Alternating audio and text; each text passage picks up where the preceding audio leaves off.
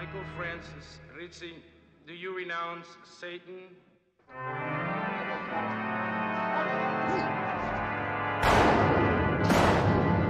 do renounce him.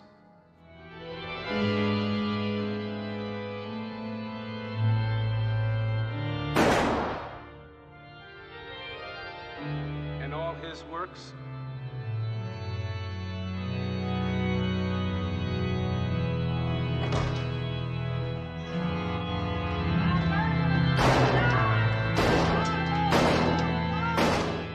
I do renounce them.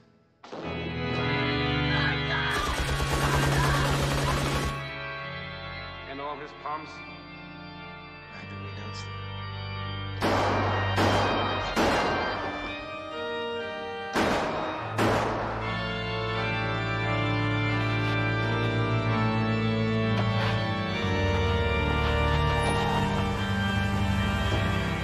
Michael Rizzi, will you be baptized? Take a look, it's in a book. Read your books. Oh, forgot to turn off my standby. Oh, wrong one. There we go. All right. Welcome back to RYB. We had a little bit of a hiatus, mostly for lack of guests, and I didn't go bother trying to tard wrangle a few. I should have, but you know how it goes. But we're back here with the same co-host as I usually have, Mo, and we talked. Hello. Yeah, hi. And we read The Prince this week. Pretty interesting book, written by a sort of Italian politician. I guess you could call him a politician. He didn't really have any formal power. He was sort of like an advisor. He ran around doing a lot of stuff in Florence during the Worked very in politics, chaotic, but was never elected. Yes. I So think that's how I would put it. he ran around a lot during the sort of very chaotic period in Italy when that's like, Italy's always chaotic all the damn time. So it's basically just he's an Italian and he was involved in politics. And he ran around, did a bunch of stuff, and then he wrote a very interesting book that became sort of philosophically relevant later after his death because of how it sort of dismantled sort of the fakery, the Christian Europe had all the Christian morals, but obviously basically no political leader in Europe followed any of them, and that he sort of basically just said that in his book, and that was kind of compelling for the time. All right. Well, it's very much based in reality, all the things he describes in it. So that's it's not based on stupid ideals. Yeah. Good. All right, let me grab my notes. There's also, not only did it not first become relevant after that, it wasn't published. Oh, it wasn't published till after his death, but I mean, it was right. For a number of reasons, but I forgot how he exactly died. I think it was, I didn't actually read up on that part. Did you read on that? I don't remember. Hold on, it might be because the place he was working at got taken over, like the state got pulled down or something. Oh, well, yeah, that happened, and then he was imprisoned for a while, and then he was trying to, the whole book, almost, well, not really. The book was a genuine effort, but he wrote the book trying to appeal to the new rulers. So I have all that in my notes because the intro goes over it, so we'll just start with that. Yeah, that's what the intro I read as well. Right. It was basically a guidebook to, just give a little his ruler. Yeah, brief history on Machiavelli before we dive into the book. So he came from indebted but upper-class family of lawyers. And so he was in the upper strata of society, but he wasn't very rich. He had just a tiny rural property and a bunch of debts. And so he sort of flung himself into the political work to try and make some money, the deal with all the debts that his dad left him. And he was particularly smart and pretty good at it, and so he was very popular. He got chosen to work 14 years straight by the sort of Florentine Republic, because they have a council, and the council chooses a secretary to work under them to do various things. And he consistently got chosen over 14 years just because of how damn good he was at various political things. And he was working in Italy in a period of massive upheaval, but that's they're saying he was working in Italy. tons of factional conflict, like outside powers fucking with them. Basically, just business as usual. And while Machiavelli was alive, they were basically sandwiched between France and the Pope. And I mean, that's just kind of where they geographically are. But the conflicts between France and the Pope, they were sandwiched between them. They fell prey to those conflicts various times over the Machiavelli's adulthood, and he just had to constantly deal with them. So basically, Louis XII ran down to Italy after being insulted, took some land, and they were contesting Pisa and Lombardy and a few other places. And Florence was unable to like pick a side. They were kind of caught between both the Pope and France, and they just kind of got reamed by both. And then like Spain got called in too. Just a bunch of shit happened. Basically, Florence, where Machiavelli lives, got screwed completely by this. And so the Machiavelli is like working as a minister in the Florentine government, where shit's going bad, and then 12 years before he was working in that, while he's working in that government, it was a republic. So Florence was a republic. They took the previous aristocracy, the Medicis, and they exiled them. And then all this shit storm happened with like Louis XII and the Pope, and then Florence became an aristocracy again. So they dismantled the Republic, and the Medicis came back. So you have this guy, Machiavelli, who's been working for the Republican politicians for 12 years, and he's now in the bad graces of the Medicis, who come back to power. And so he loses all of his status, his job, his money, and he's like desperately trying to like persuade them, hey, please give me a job. I'm pretty smart. Give me a job. It's basically what happens to him. And he, during his 12 years before that point, he's doing lots of stuff. So he is advocating for a independent militia for Italy. So Italy famously previously has only used mercenaries. Like they just take all their trade money and they hire mercenaries. They don't really have a standing army. And this is all well and fine for the most of the time until like a giant shitstorm of like Frenchmen. He shits on that strategy. Yeah, because he had to deal with it a lot. And so he spent like that 12-year period when the Florence was a republic desperately trying to build a conscription army for Florence. And he like personally did that himself. He went around, like got people recruited, like oversaw their armament organization and all this stuff. And he just went around and did that frantically. So he's like frantically doing this work. He did a shit ton of diplomatic missions. So he was like constantly Florence's lead diplomat, going to the Pope, going to France, going all over the Mediterranean, managing like any sort of diplomatic situation that Florence was in. So he was pretty influential despite not being elected, just because they felt he was the most competent man. So he was the lead diplomat in most cases, and also kind of headed the military at the time, because there wasn't really a military to speak of. And so he's going around, he's meeting all these interesting figures, and people who are students of history might know about Cesare Borgia. The Duke of Valentino. The Duke of That's Valentino. The guy the prince is based on. Yes. Or so he's the son of Pope Alexander. What was it, the 7th? And maybe whatever. I think it's the 7th. But he's son of Pope Alexander. And Pope Alexander just basically throws all the caution to the wind, and he starts militarizing the papacy and doing a bunch of other political maneuvers to try to get his son into power. And his son's pretty smart too. And his son like takes over nearby Urbino.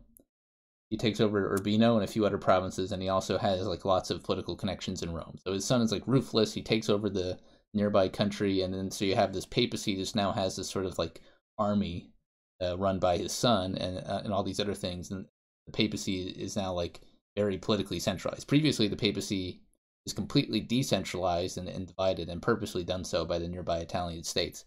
But at this point, under Borgia and Pope Alexander, sort of becomes the 6th, by the way. Sixth, all right, yeah, I was close. All right, the centralized papacy becomes a political threat, and this is all done by like expert level deception and statescraft and ruthlessness. by Pope Alexander and his son Cesare Borgia. And so Machiavelli is negotiating with Borgia for the Florentines, and talking to him and doing various things. And he sort of like is there on the front lines, and he becomes to sort of admire, maybe not the morals of Borgia, but definitely the results he gets. All right, and then basically, I guess going back to what we were talking about earlier, the Florence gets their shit kicked in by all the foreign powers going to Italy, and then the Medicis, who got exiled 12 years earlier before Machiavelli started working, come back, and then he loses all his shit. And then, in order to try and get his job back, he writes The Prince. So he writes. He's asked to write a few things. So he writes like a history of Florence. And he hates the aristocracy because he's like a diehard Republican, and he's forced to write this like very flowery pro-aristocracy history for Florence, and he does that. And he's writing The Prince, which is much more controversial, but he intends to send that to like the would-be ruler of Florence to try to turn them in the right direction. What's funny is he dedicates it originally to this one guy. Let me see. He originally intends to dedicate it to Giuliano Medici, but he dies, and then so he writes the whole book with Giuliano in mind, and then Giuliano dies, and he just then like kind of lazily rededicates it to who's the other guy, Lorenzo Medici, and Lorenzo. Yeah, I remember him being mentioned. I didn't see that it was. Yeah, so he rededicates it to Lorenzo Medici. And Lorenzo's just like some, after all the political tumult, he's just sort of some minor figure. Right. And yeah, like Machiavelli went to all this trouble to write it for this specific guy. Like he kind of like twisted how he phrased things, and like how he set up all the arguments and stuff, trying to appease this one guy. And he's like, whatever. And he just dedicates it to another noble. All right, Lorenzo, Duke of Urbino. Yes. Urbino, yeah, fair enough. All right, so the prince, after being, he also got suspected by the Medicis, of being in a conspiracy to kill them. That's why he got imprisoned and tortured and lost money, and sort of just on the very bad luck, as he describes it. Although, I mean, let's be fair, he has like property, he has workers who work for him. Like he's definitely not like a peasant or anything. Of course, things could be worse. It's like, woe is me. Then. I just go and like hang out with my lumbermen who work on my land. Like, this is so bad. That was kind of a funny part of the intro, and then the he writes this sort of manual of how to rule correctly, and tries to like send it. He intended to send it to the ruler of Florence to try and get in their graces and get back his political career. Things don't really end up well for him. France comes back and shit stops everything. And then the Medicis who he was writing to just get ousted again, and so like nothing goes right. He dies of illness after the Medicis get ousted, and the Republic comes back. He dies, and so he doesn't get to do anything or manage the Republic that he would be pretty helpful to. All right. So it's sort of what the book is, besides just being like general advice about how to rule a country. He talks about a ton of different histories. He talks about like local Greek history, obviously his contemporary Italian, Mediterranean history, and then some stuff about like Alexander the Great and other sort of like successful and unsuccessful rulers in Rome and other places. And he sort of weaves this in between. He uses lots of historical examples. He doesn't really just like say random shit. He uses mostly historical. A lot of them is contemporary to his time too. Yeah, kind of. Yeah, I mean, because he lived through. Kind of felt like a bit like Henry Ford's International Jew, in that he was in the middle of a lot of things going down, and that's what he's drawing from. Good timing starting this right after ANCAP streaming about hating books. I mean, it just happened to end up on this time slot. But yeah, I guess I couldn't watch ANCAP stream because I was too busy reading the book. The same here. I wanted to watch it, but I had to finish this. I had to read a book. I couldn't watch ANCAP stream. have to watch it afterwards, I guess. All right. I guess I'll just get started on the book then. All right. So the book opens with a dedication letter, and he dedicates it kind of lazily because he had to change who he was dedicating it to because the person he was dedicating it to died. So after Giuliano kicks the bucket, he dedicates it to Lorenzo. And he's just like, it's whatever. It's kind of just like a fluffy, like non-dedication because the whole book was written for Giuliano and not Lorenzo. So the first chapter is very short. It's almost surprisingly short. All he basically says is that, all right, so princedom is a hereditary kingdom, and that you can either get it by being a badass or by being lucky. And that's basically the dichotomy he wants to set forth, is that either you are virtuous. So he used the version I had just had the Italian word for virtue, which is like virtue, something like that. Or you have fortune, which is just luck.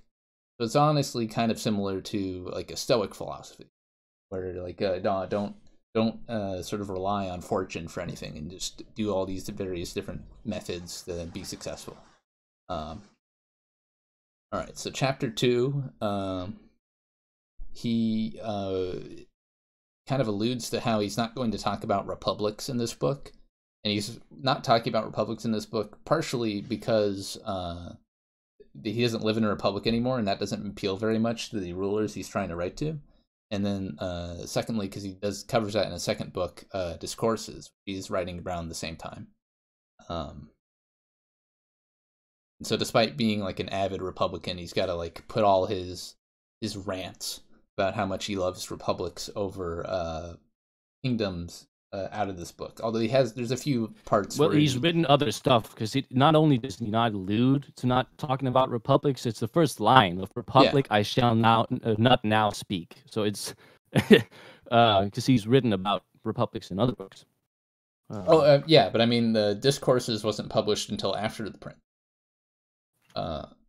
So, fair enough. But I mean he's written a little bit about republics and yeah, certainly in a lot of his analytical essays. But he definitely puts on the back burner his real views about how the republic is better. But there's a kind of some cheeky stuff in here where he kind of extols the republic, which is funny. All right.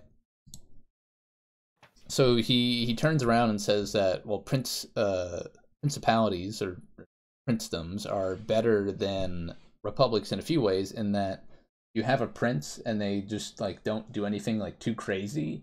People are going to be generally happy. They're not going to like fuck shit up.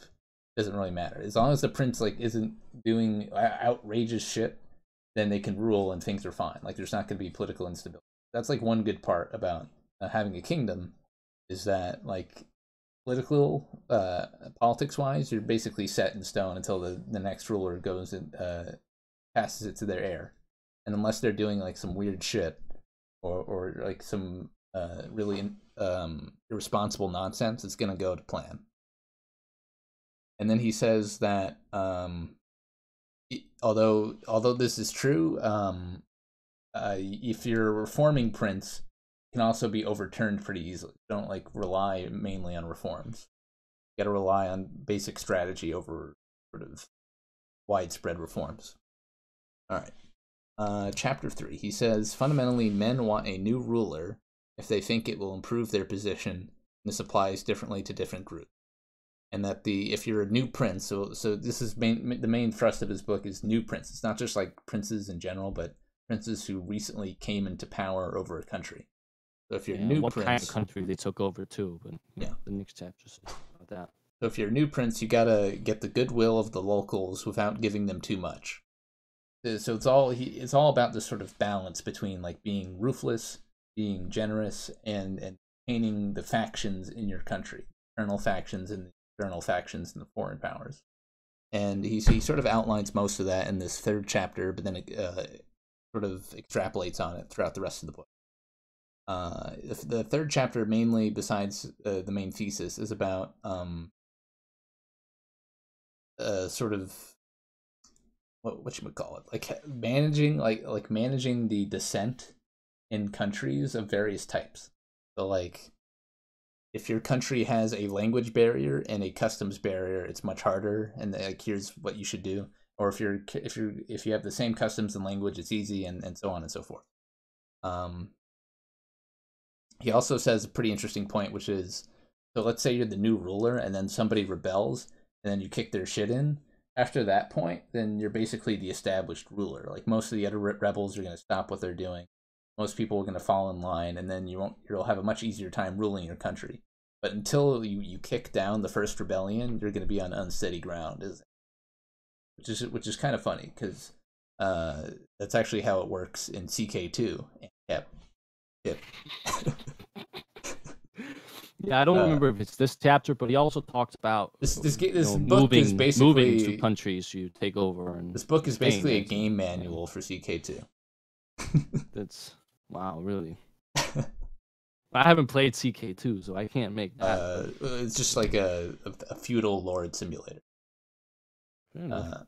I mean, all right. So Machiavelli in this chapter talks about how, like, so let's say you conquer a land and it has a different language and culture than the one that you the ruler have. Well, the best methods he found examining history are like the Persian and sort of Turkish methods. So you get rid of all the old nobles, get your own people in, and then you move your sort of power center over to where the foreign people are. So your power center's there, and they have all these other nobles, which are basically exclusively report to you. They don't have their own obligations or land. And if you do this, then it sort of gets rid of like the problems of discontent, and also sort of instills a fear in the foreign people you're ruling, that because you're just right next to them, like your armies, capital, all of it's right next to them. You can't really just like start plotting about things. So that's one method. And another method he talks about is sort of having colonies and not investing in them militarily. So if you have colonies, don't bother sending the military, because it'll just bankrupt your nation and cause a lot of problems. Which is kind of just move your own people in there. It's smart. I like that part. If you look at later history after Machiavelli, he's kind of proven absolutely correct. So you look at like Britain, they send a shit ton of soldiers over to the United States. It fucks their entire economy, and they lose a war to France. It's like, oh, huh, whoops, whoopsie daisy. And it's a sort of, you're gonna have colonies. There's no point if you have colonies. There's no point in sending an army to them, because then you lose the entire point of the colony. The point of the colonies is get like these economic rents, and if you have to spend money sending an army over to defend it, then what's the point of having the economy? You're not making any profit off of it. All right. So besides that, he talks about how the balance of power. So he talks about a lot of stuff in this chapter. It's actually like it goes all over the place. But he talks about how if you are a big regional power, then you want to get all of the small powers on your side, and you want to make sure that if there's any other big regional powers, do not give them any power whatsoever. You don't help them in any way, because the second you do, then they'll just join with the smaller powers and dominate you. And as well, if you have small powers next to you and they're unhappy, that's like a huge problem. So if you have like a small province next to you and it's like, oh, it's just an unhappy province, they could call for support. Like they could call in the French, like say, oh, well, we don't like how Venice is running things, so we're going to call in the French, and that causes problems for everybody. You don't want that. You want them to be happy with you. Basically, you want it to keep it as one happy family. And you got to really do this balancing act of making sure the smaller powers are happy and the bigger powers are kept in line. The historical example he used for this was the Aetolians calling Roman to conquer Greece. So like Rome hadn't conquered Greece at that point, and then the Aetolians basically conspired with them to conquer Greece because they were so unsatisfied with their Greek name. Voila, Greece is now a Roman province. So because that balance wasn't held, it invited Romans. I mean, Romans probably still could have taken it without like the help of like the small provinces of the Aetolians, but it certainly gave them a nice doorway into. All right, So basically, in summary for this chapter, you have to carefully balance the structure of of stuff you're conquering, and then your relation geopolitically, and you got to make sure that there's always this balance between small power, your military power, and then potential foreign conflict. And if you don't do that, then it causes problems. So he then turns around and criticizes Louis XII, who like fucks up and then causes like Spain to go take his shit, and then Louis XII's conquest of Italy was for nothing because he screwed up, didn't balance it.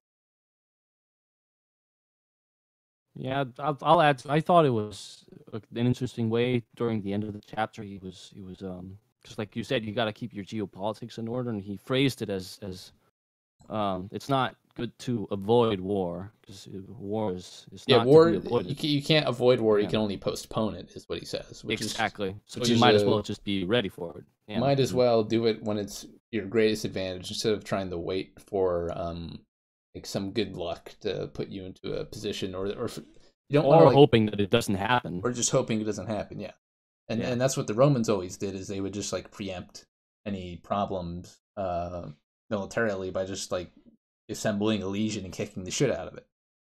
This also caused problems later in their sort of life cycle, but for the most part, at least in terms of building a nation, you want to do war early and often. And yeah. So besides war early and often, you'd want to also not ever empower. If a nation's bigger than you, you don't want to ever help it anyway. If the second you do that, you're basically fucking up. Or ask them for help. Or yeah, you never want to ask a nation more powerful than you for help. But it goes into way more detail about that in the last chapters. Yeah, so during that chapter, he talked about a number of historical examples about this whole balance of power thing. That's mainly what it's talking about. All right, chapter 4. All right, Machiavelli outlines two different ways to sort of run a country. So you have the Turkish model, where you have the prince, which is the sort of ruler, have all of the servants.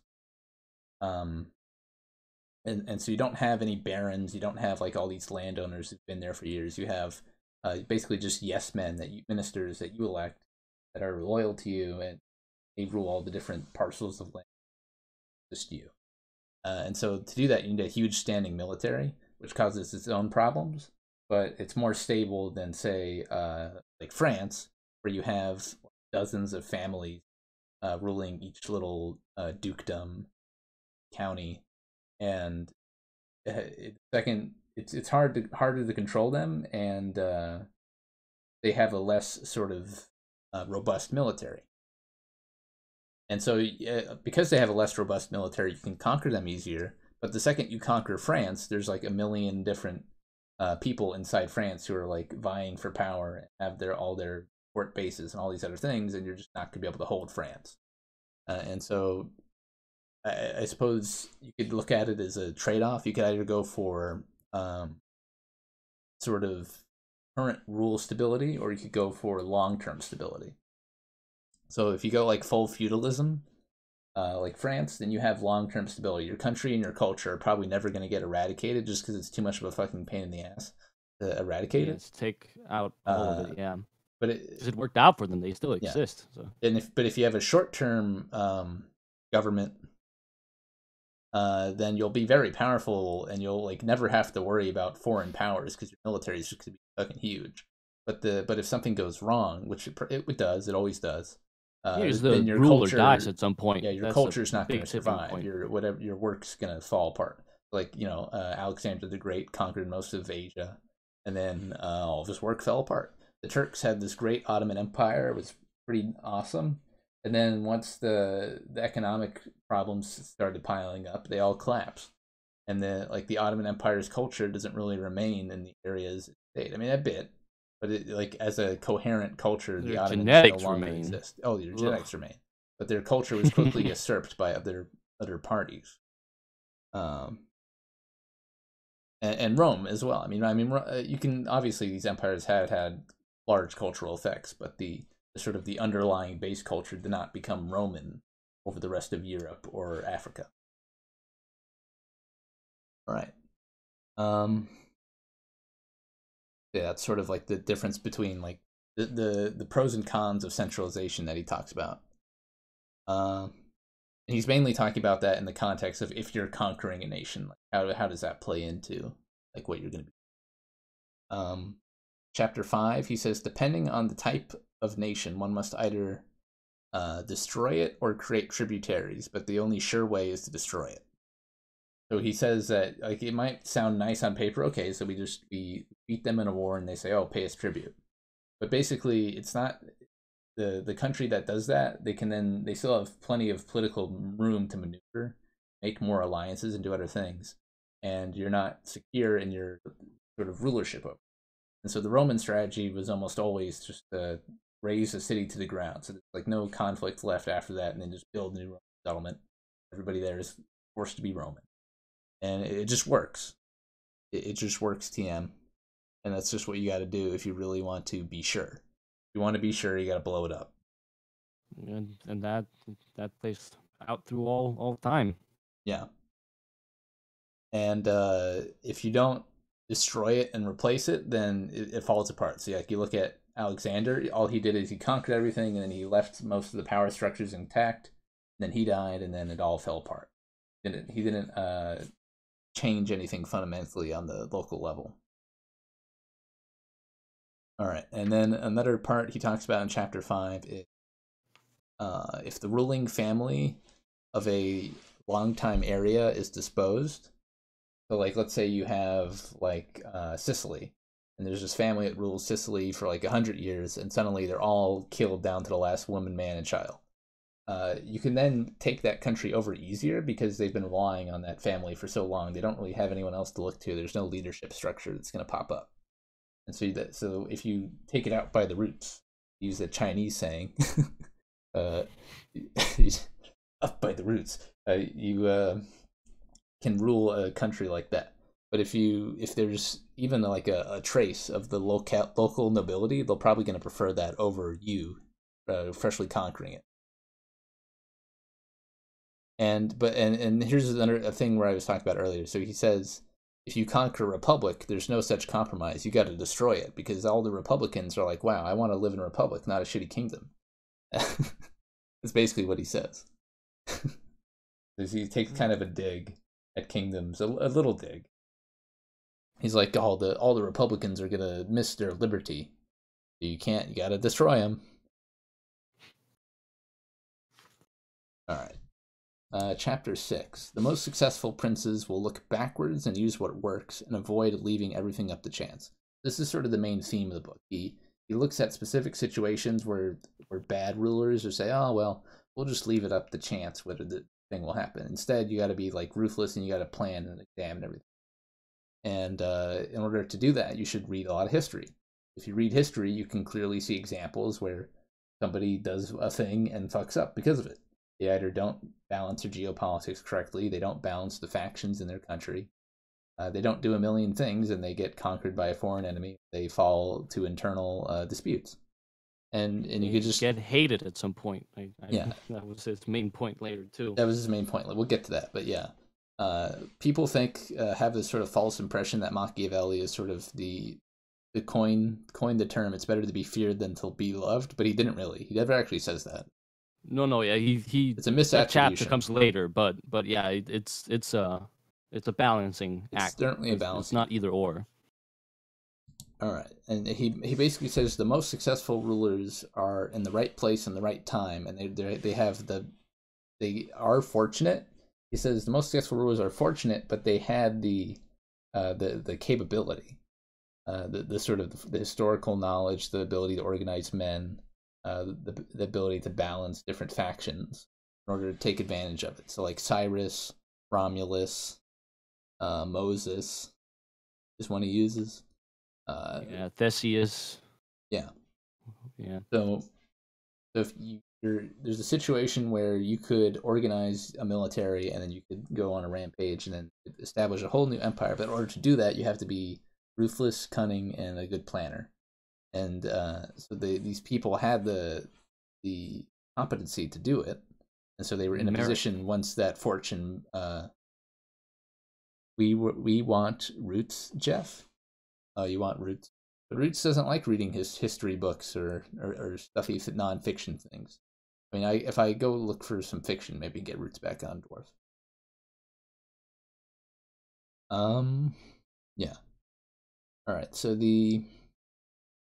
basically people always get lucky or unlucky, but if you're smart, then once you get lucky, you'll become like a super great ruler.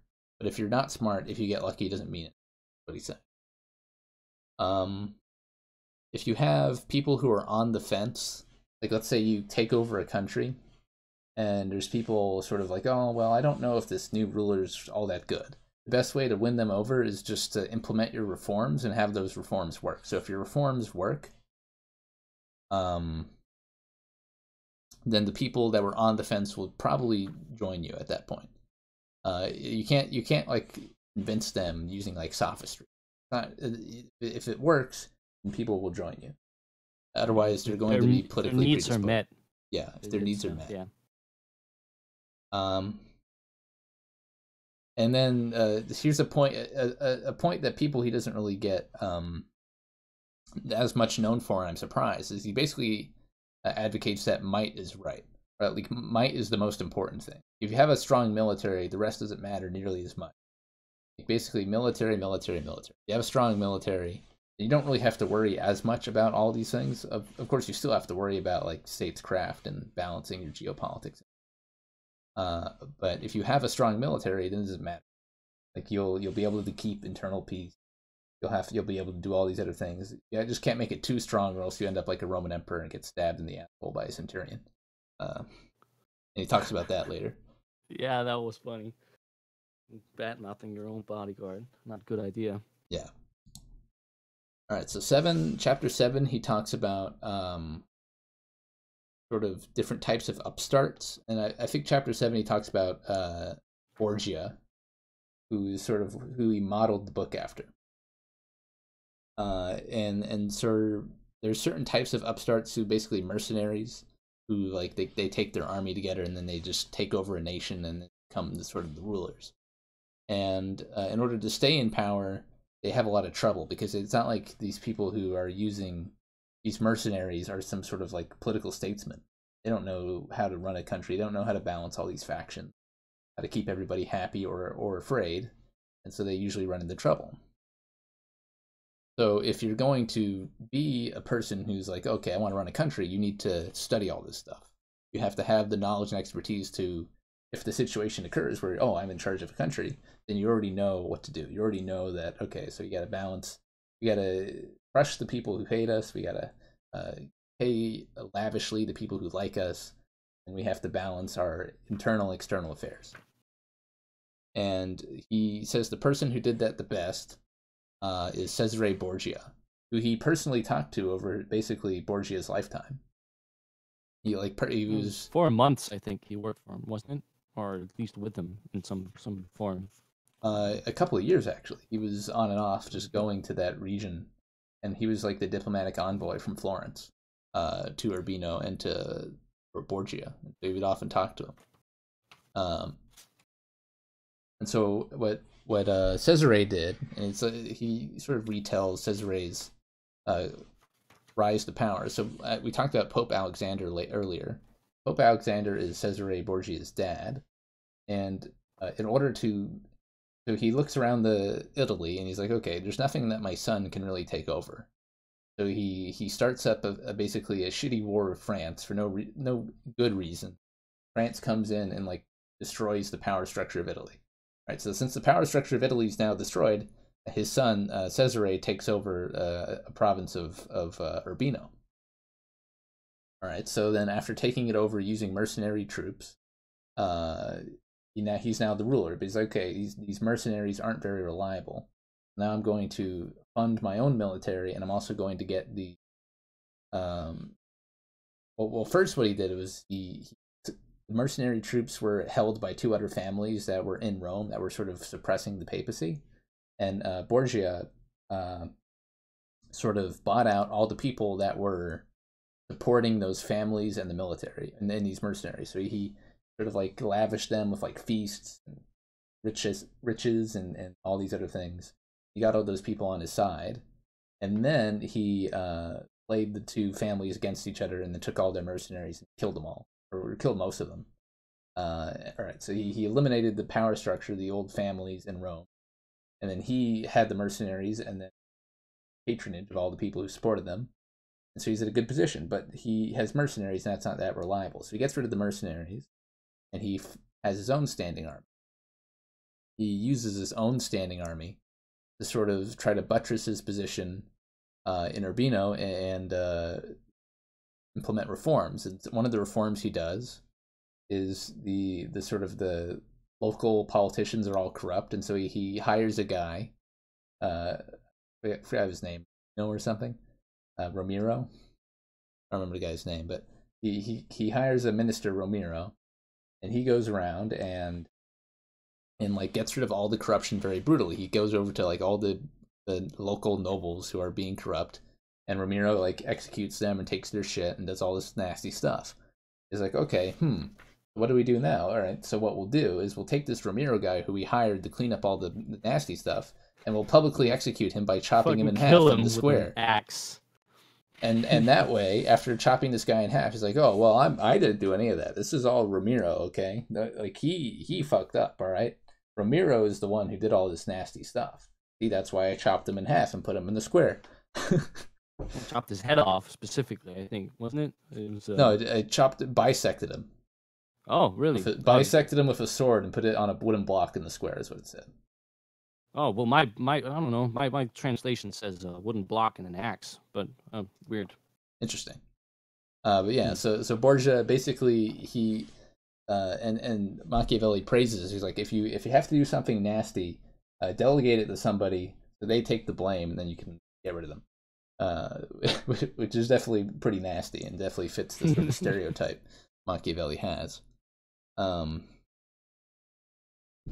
So after this, he argues the point that it's more merciful to do it like that too, in several occasions, and that long drawn out conflicts are worse than just getting shit over with quickly. Instead of having the minister like garner his own power and compete with him, just executing him right after you get the job done, right? Right. All right. So after this sort of reorganization, he has his own army. He has political control. He has the love of the people. Well, either the love or the fear of the people, a combination of both. Like, people either love him for getting rid of the corrupt people, or they fear him because he just saw like all these corrupt people getting killed, and also the minister he hired getting killed. And then he viciously murdered a lot of his like direct what should we call it, competitors. Like a lot of the families in Rome, he just killed them all. He killed the old people who ruled Urbino, and so he's got a really good position, and he's even sort of come up with a contingency plan. So he's expecting his father to die soon, who's the Pope, and he's like, okay, if my father, the Pope, dies, then I'm going to be in a worse position politically. So I'm going to invest my money into having control of the cardinals So in the papal election, so I can choose the Pope. Yeah, that's pretty smart. And so he does that. And that was his big error, at least according to Machiavelli. But if you read up in the notes in the sort of the introduction, basically it's not really a fair criticism because like the other, it's not like Borgia had super complete control over all of Roman politics and papal politics. Basically because of how it broke down, kind of forced to go with the compromise of Julian. He couldn't actually go with anybody else. How things kind of ended up. Fair enough. That wasn't in my because I have footnotes in my version too, but they didn't mention that. Huh. Yeah, kind of because of how the foreign powers were pressuring their own papal candidates. Borgia was kind of forced to let Julian II in. And this is basically Machiavelli is giving last non-priest pope too. Machiavelli gives Borgia too much credit in this case. So like he's like, oh, Borgia has control of the papal cardinals. Obviously, he doesn't actually have control of the Cardinals. He attempts to get control, but he's not successful in having we full got some control. influence, but not full control. That's, Yes. Yeah. All right, and so he has this good position, and he's trying to get like a bigger foothold. He's trying to take over Tuscany, so he can have as much troops to be like a regional power, and then be screwed with by France or Spain. But then he dies of illness himself, and all of his plans come to naught. But he is really good at sort of balancing brutally killing people, buying people's favor, and and that's basically the hiding his nasty stuff too. Oh, yeah, he was yeah. a very popular guy, so he was able to hide his nasty stuff. But I mean, that's also true because the other guy, Alexander, is the fucking Pope, and is going around having many people executed, starting false wars, doing all this shit. Well, Pope Julius II, the one that took over after, was sounding like a pretty crazy guy too. Oh yeah, Julian was basically like, oh well, I'm powerful. I guess I'm gonna be not a pope. Yeah. So basically, Cesare is I wouldn't say like he's the perfect sort of ideal that. Like Machiavelli, oh, we should all live like Cesare. He's just saying that if you're gonna run a country, you should probably do kind of similar things that this guy did, who was a nobody. I mean, he was the son of a pope, but like he didn't have like any hereditary claim to anything. He just managed through sheer like smart use of money and smart use of killing people, managed to almost become like a regional superpower and rule Rome. Like almost, he got pretty close. And then sort of his methods, Machiavelli say, are pretty decent. If your goal is not to be like a good person, if your goal is to run a country, you should probably follow in the footsteps of Cesare Borgia. Yeah, especially with the good person, his point that he's lamenting is that you gotta learn how to be more than good. Yeah. All right. So chapter 8. Here he talks about, besides sort of violent upstarts like Borgia, he talks about sort of more, I mean, I guess not really different from Borgia. Some other people who like Agathocles? No, Agathocles? I can't pronounce this. Hold on. Next chapter. Agathocles. Agathocles, who brutally executed the power structure of old, Syracuse, and then beat the Carthaginians with good military organization. So basically, Agathocles, son of a potter. Agathocles was the son of a potter. He became a soldier. He was a really good military man, and they elected him as the military leader. And he just sort of brutally killed all of the senators, all of the citizens that had any political power. And then sort of just ruled the military dictatorship and managed he did it too hard. People didn't like him. And Machiavelli is like, you could do this, but it's not going to work out because you're not going to get any glory. And although your state will exist, you're not going to be able to sort of foment like a long-term thing. Like nobody actually writes besides Machiavelli in this one case about Agathocles. So he got lost to history because of his brutal behavior.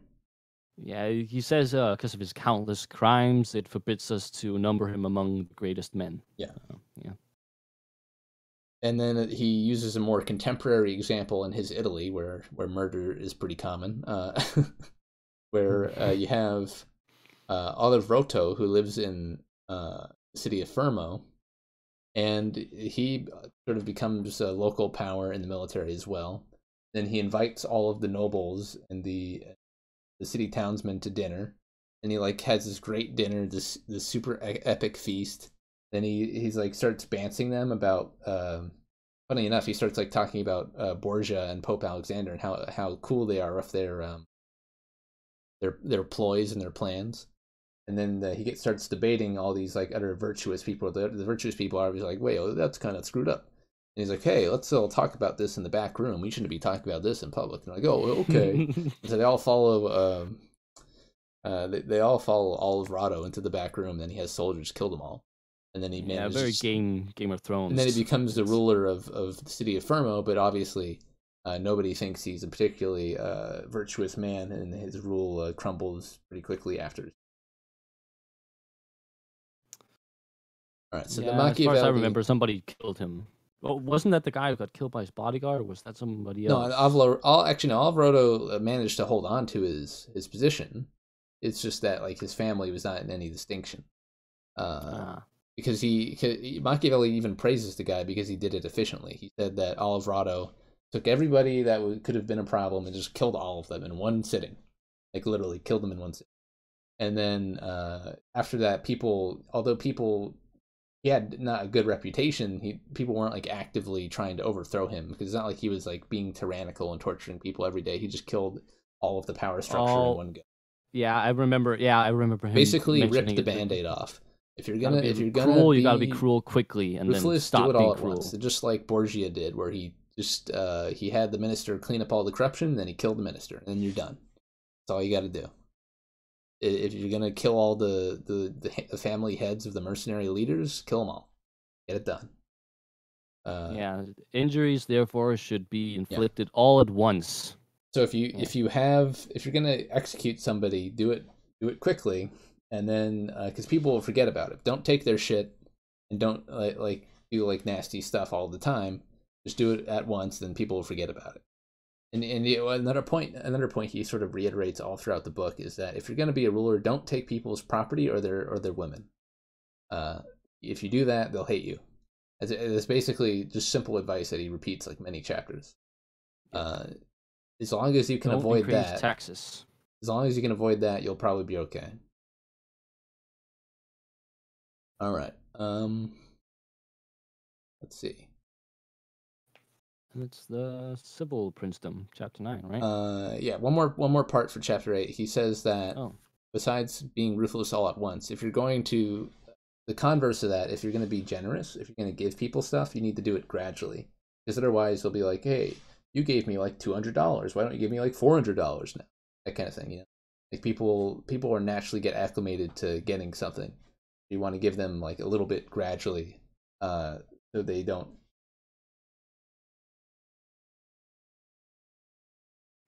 Okay, chapter 9. Add a bit. 6 people watching Jeff. Yeah, I know, right? This is just like CK2 and EU4. Yeah.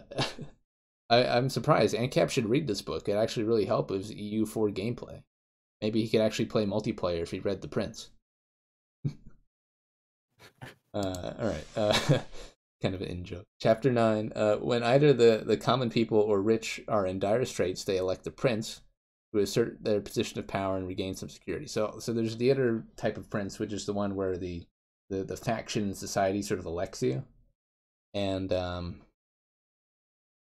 rich people elect you because they fear the common people, and the common people elect you because they're tired of being oppressed. He said that the prince elected by the common people is much more secure than the one by the rich, because the rich obviously are also ambitious and want their own stuff, so they're going to fuck with you. If you're the prince that is elected by the rich people, you're probably not in a particularly safe position. But if you're elected by the common people, you can rely on them, and you can just kind of dispatch with the rich people freely. So that's what his sort of chapter 9 covers, is the sort of difference between the rich class and the poor class, and how you sort of play against them politically. And he says for the rich, you want to favor the rich who fall into line, and then demolish those who scheme or are wishy-washy. There's no reason to take a middle ground, because if you take a middle ground with people who are competing with you, they're just going to screw you over. And this is often what he says throughout the book: is no half measures. Don't take the middle ground when you're dealing with it, or you're dealing with someone more powerful than you. Point. Might as well go full out, but it's funny he argues that point while still lamenting the balancing act, because that kind of doesn't go. Well, no, it makes sense, because you have to. Yeah, it makes practical sense. Yeah, well, I mean, he's saying be harsh with specific types of people. So if like someone is your competitor, local, like in your domestic politics, be super harsh with them. If somebody is going to be an upstart later, or like you fundamentally cannot like buy them off, like be super harsh with them, that kind of thing. So if you end up in the position though, if you're a prince that gets elected by the rich people, then your main goal is to win over the populace. don't really care about like dealing with the ambitions of the of other rich people. I mean, that comes its own shit show. You'd rather just get the populace on your side, then you don't have to worry about that so much. So, Yeah, and you start electing people from the people as nobles. You know. yeah. trying to So get if you become widely popular with the people of your country, you get insurance in a number of ways. And this is sort of what Machiavelli says is one of the main goals. If you're the prince, become popular among your people, and then like that's a huge asset. It's more even later in the book he talks about how like being popular is more useful than having a fortress in a lot of cases. Yep. That was a funny point, but it was yeah. We'll get to that. All right, and then one last point is that if you rely on magistrates to do your work, then in a crisis nobody's going to listen to you. Like if for 10 years a magistrate is handling all day-to-day business in a certain area, then once like war hits and the prince comes out, is like, hey, I'm the prince, I'm going to do stuff. Nobody's going to listen to you. They've been listening to the magistrate for 10 years. So avoid that. So Machiavelli suggests. All right, chapter 10.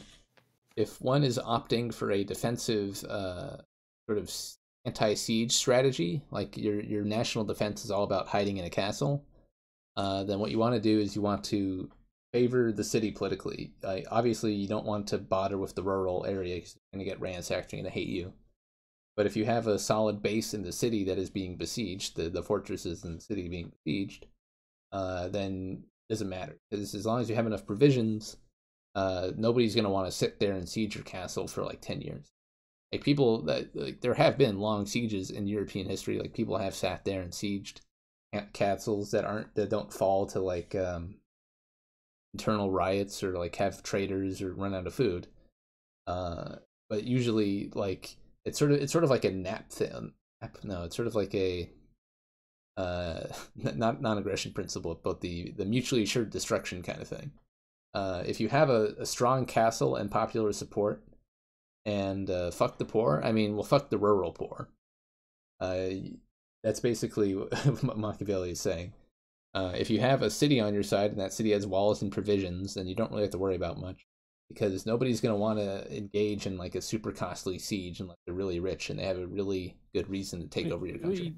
He does mention like handle the business with the people's houses who are burnt down quickly as soon as the siege lifts, like get that done, get it repaired. Don't like wait, don't like drag your feet about it, otherwise then you might open up later rebellion or later factionalism in your country. But your main concern is being well liked by the city you're going to be stuck in, and them being provisioned for and having adequate troops. If you do that, then you basically have a layer of protection by just having that. Like if you have that, then you've already eliminated the majority of armies who can't actually bother laying a siege to your city for 4 to 5 years. All right. Okay. Besides that, the a sort of example he uses is that all the tiny little like one province minor states in the Holy Roman Empire, the reason they're so politically free is they just have a country. They have a big old city, they have a wall around it, and then nobody's wanting to bother to go through the effort of sieging one another. That's why they managed to have political freedom despite being next to like this Holy Roman Empire. And so that's like sort of his proof for his statement about it. And then he gives some sort of advice about how if your subjects are wavering during a siege, they seem like they're going to flip, then you got to use your, you got to promise them stuff, you got to do other things to keep them happy. You want to keep them happy, you don't want to just ignore them. All right, chapter 11, he talks a little bit about religious princedoms. Mainly this is just a chapter about Pope Alexander and all the stupid shit he did. But basically he says that the religious nations or religious kingdoms can be a lot more nasty to deal with, because not only do they have if they have force of arms, they usually don't have force of arms, but they have force of arms, they have that. They also have the sort of the ability to say, haha, get heaven now, kind of thing. So that it's a sort of a big old political ploy by these religious states, and these religious states use that political ploy to enact what is seen as real power over all these countries, and it turns into real power. And if you combine that with a standing army, then you become a huge regional strong arm. And that's what happened with Alexander and then Pope Alexander and Pope Julian. It's kind of what the Muslims did too, isn't it? Yeah, it's basically how the Muslims worked. I mean, the Ottoman Empire was less focused on religious aspects, but yeah, a lot of the Safavids, the Mughals, a bunch of people were definitely basically ran in that same style. Fair enough. I'm not too literate on that. Yeah. Yeah, I took a course or two on that stuff. It was all right. It was an interesting part of history I was kind of brushed up upon.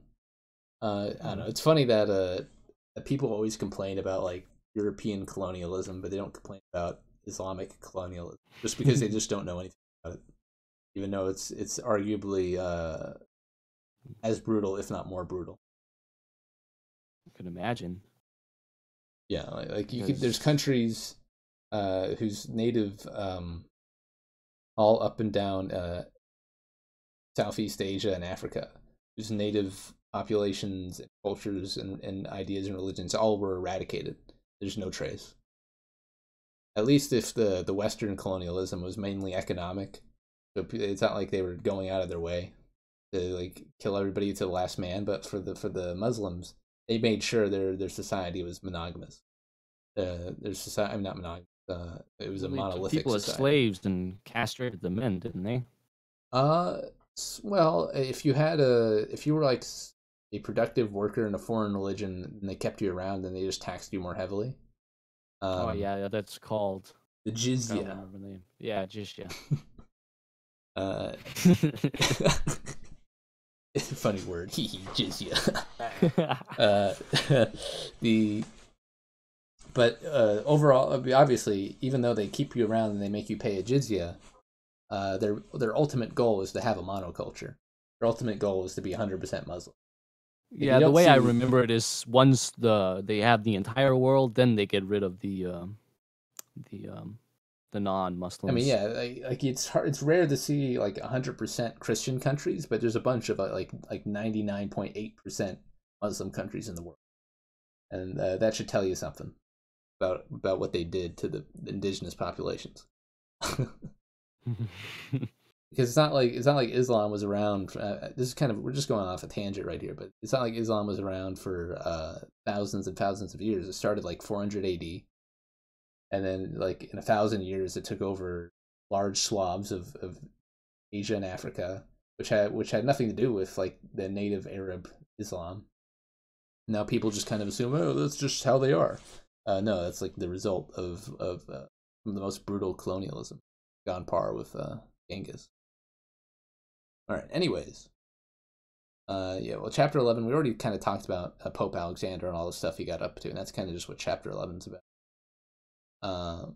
And he just talks about how the Italy originally had this sort of internal factionalism to keep the Pope restrained, and then how Caesarea and Alexander broke that. How it led to the super powerful Pope that sort of destroyed Venice and all such stuff. And he gives a shout out to Pope Leo. Leo 9. At the end of the chapter, yeah. Hoping that Leo cult rise up, Pope.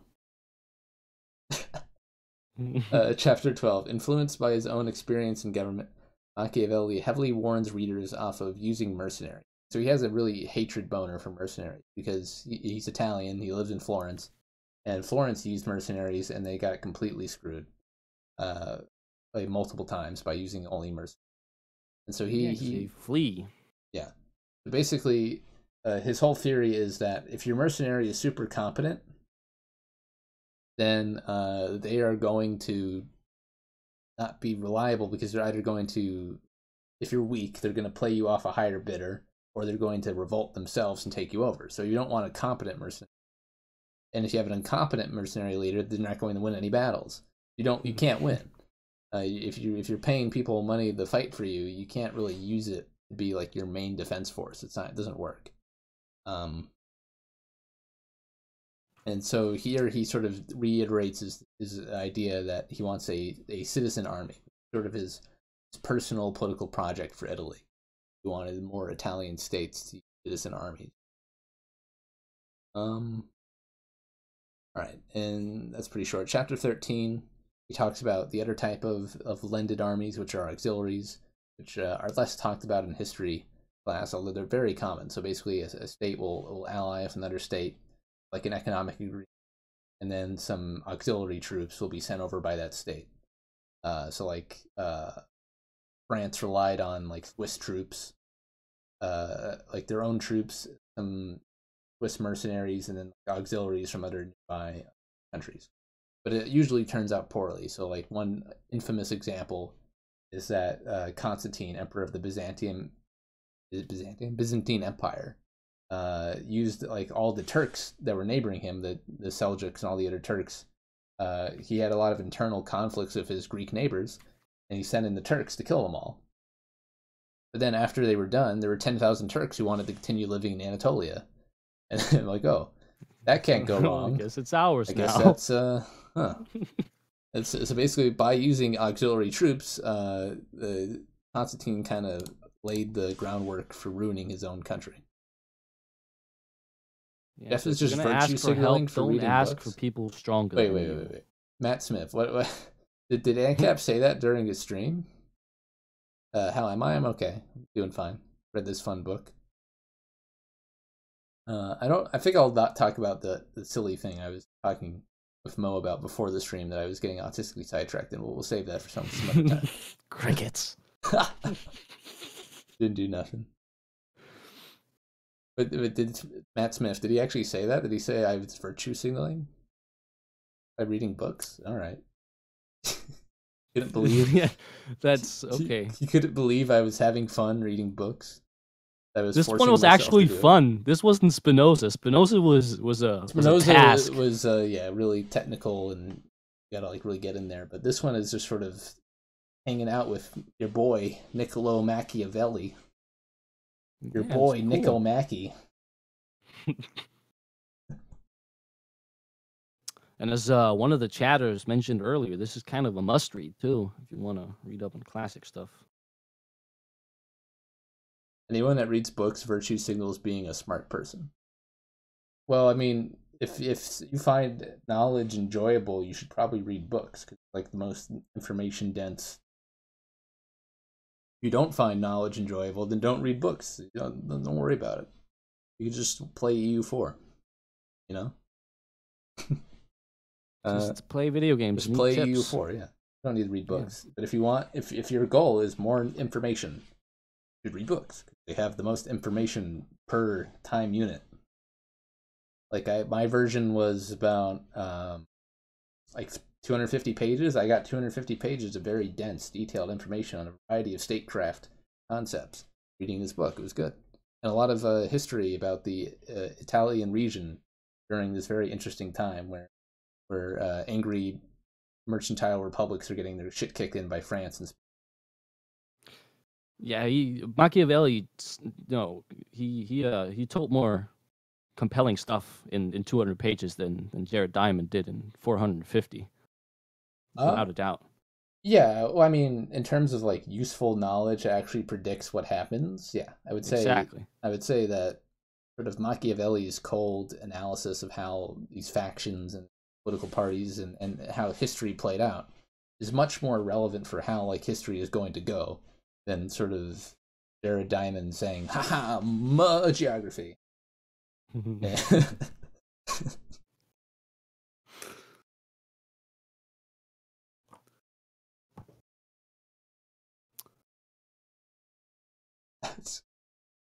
reading people chat? Are AdCat posting in chat. Yeah, I was reading chat. All right. Well, let's move on. Let's not get too sidetracked. Let's not get bogged down in that. We've already gone an hour, and I'm only not even halfway through. I guess I am halfway through. All right. All right. So auxiliaries. We just talked about how Emperor Constantine, used a bunch of Turkish auxiliary troops lent to him by the nearby nation, and then they stayed in the country, and that really screwed him over long term. So basically, auxiliaries are bad for the same reason as mercenaries, in that if you rely on them, like you could lose them. It's up to chance. Like eventually, like either your money runs out, like your economy doesn't go so good, so you can't pay the mercenaries, or the people you are allied with to get the auxiliaries from, like their political interests change. You can't get those auxiliaries anymore. You can't rely on them, and you shouldn't rely on them. Another sort of argument he makes for his making yourself. You gotta have your army. own. Yeah, Gotta have your own army. Be self-sufficient.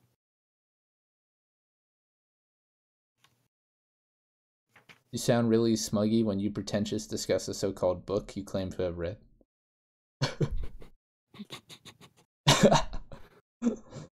All right.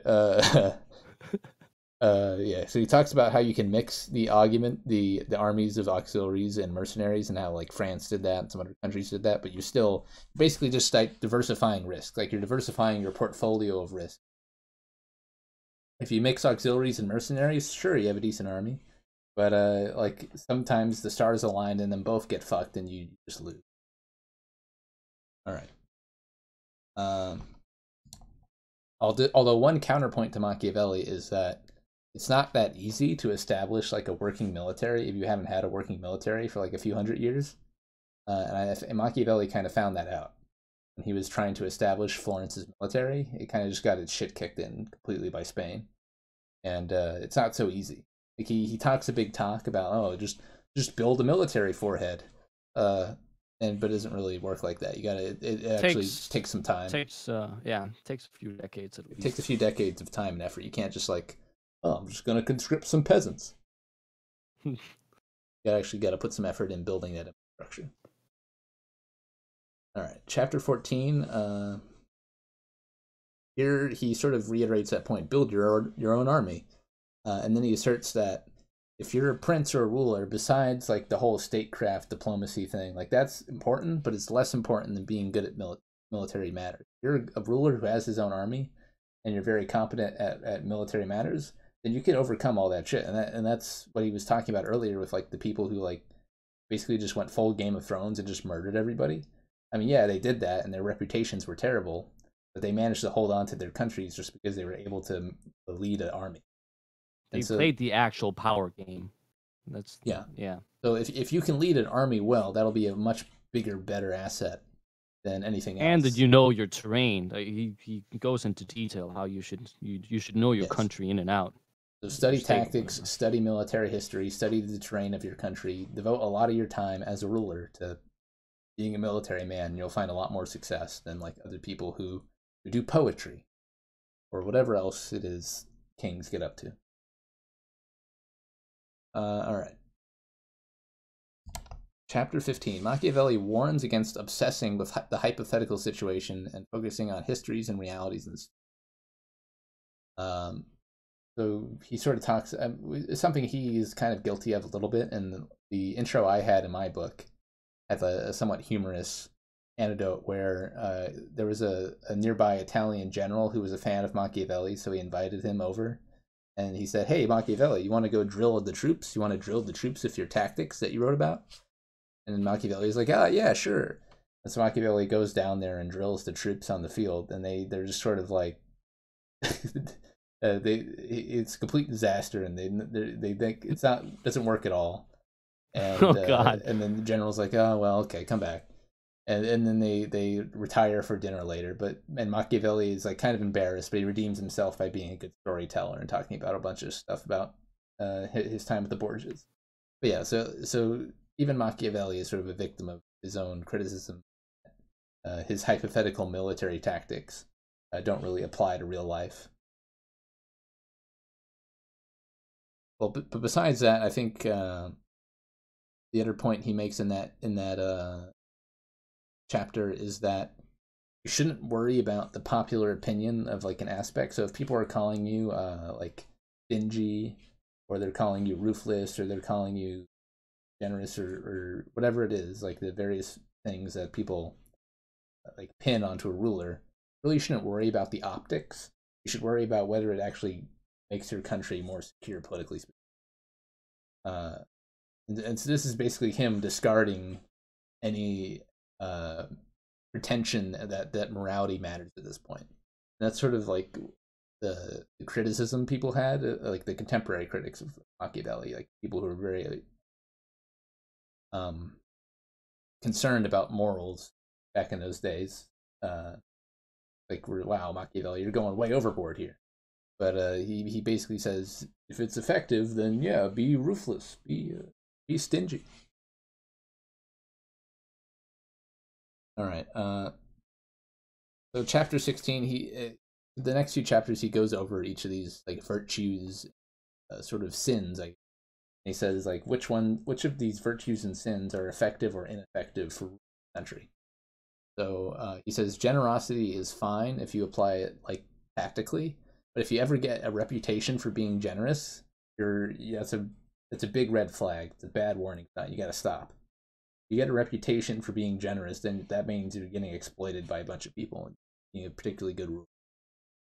And then he says to converse, well, if people are calling you stingy, then like so what? If you're using that money well, if you take a bunch of money and then you spend it on military defense and other stuff, and then like when the time comes around when a foreign nation invades you, held the invasion, then people can't really call you stingy anymore. You spent the money correctly. So you much rather would be called stingy than generous. You never want to actually get a reputation for, because that just means exploited. Yeah, there's general consensus as to when to do what. What was it? Either you are already a prince or you seek to become one. In the former case, liberality is hurtful. In the latter, it is very necessary that you thought to be liberal. So when you're trying to gain that popularity, the sort of ascend to rulership, then yeah, generosity is good. But it should be generosity of other people's money. So you should have your army conquer stuff and say, oh, just loot the villages, bro, and take that shit. You just shouldn't be your own stuff. And that's how most successful armies function. It's not like property of others does not take from your reputation. It's but not adds like Alexander is like paying using Macedon's farms to pay his army across all of Asia. He's just taking shit. So that's fine, but don't bankrupt your country to try and maintain the appearance of being generous.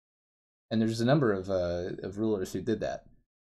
Going back to an earlier book we did on this show, Seneca's On the Shortness of Life, he recounted a particular Roman emperor who like bankrupted the country to try and hold a feast, and he killed himself because he couldn't hold feasts anymore. Yeah, you could definitely fall down that rabbit hole of like trying to maintain your reputation of being generous. Don't do that, Mike.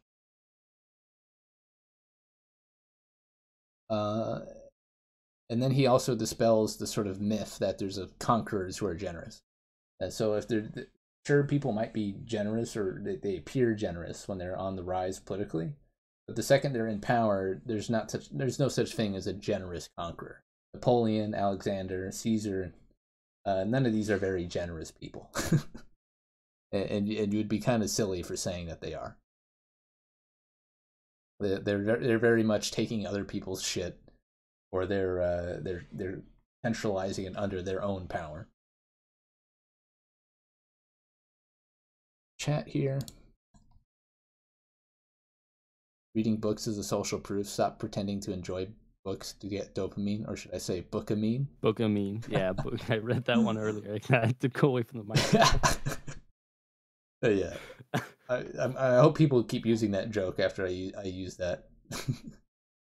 Yeah, the end of the chapter hammers down that it's better to be known as stingy than and then not have people being poor. Yeah, that's kind of his point.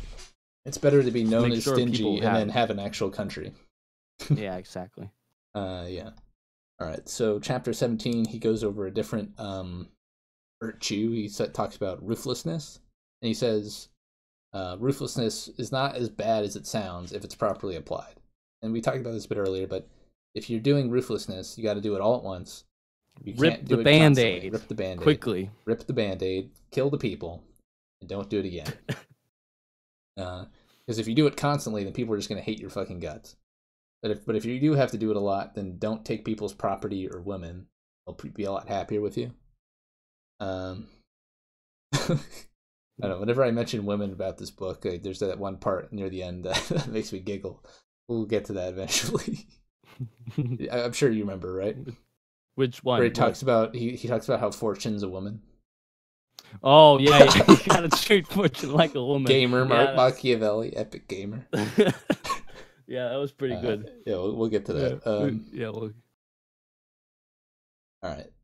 So he says this is sort of where he get the famous sort of dichotomy that Machiavelli gets falsely attributed about being feared and loved. Machiavelli says that a prince should be feared and loved both.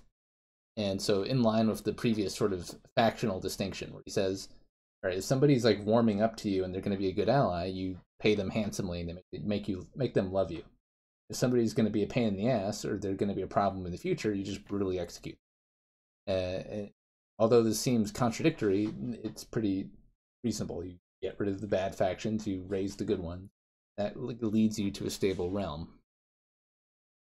And so you should make the people who would potentially rebel against you fear you.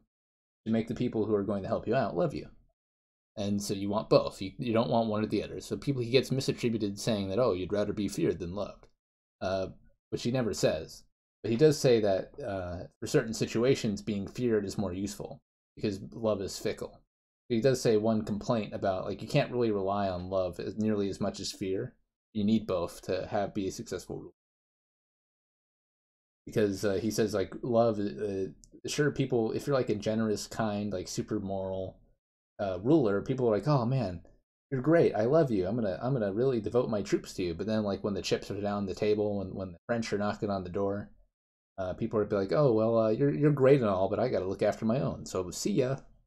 So you can't really rely on love. Fear is necessary, as Machiavelli points. yeah, it's all dependent on the situation. I like the last line of the chapter, which is only as I've said, he must do his utmost to escape hatred. That's the whole balancing fear and love act. is good and all, but the whole point is to escape hatred. Right. But he does say that if you're in military matters, you got to be unconditionally ruthless, which is also and especially with military, you gotta be cruel with your military. Yeah. There's no leniency for. He talks about troops. Scipio, who sort of had a lot of problems because he was too lenient with it. Although, I mean, he was a military man, but he was too lenient with it.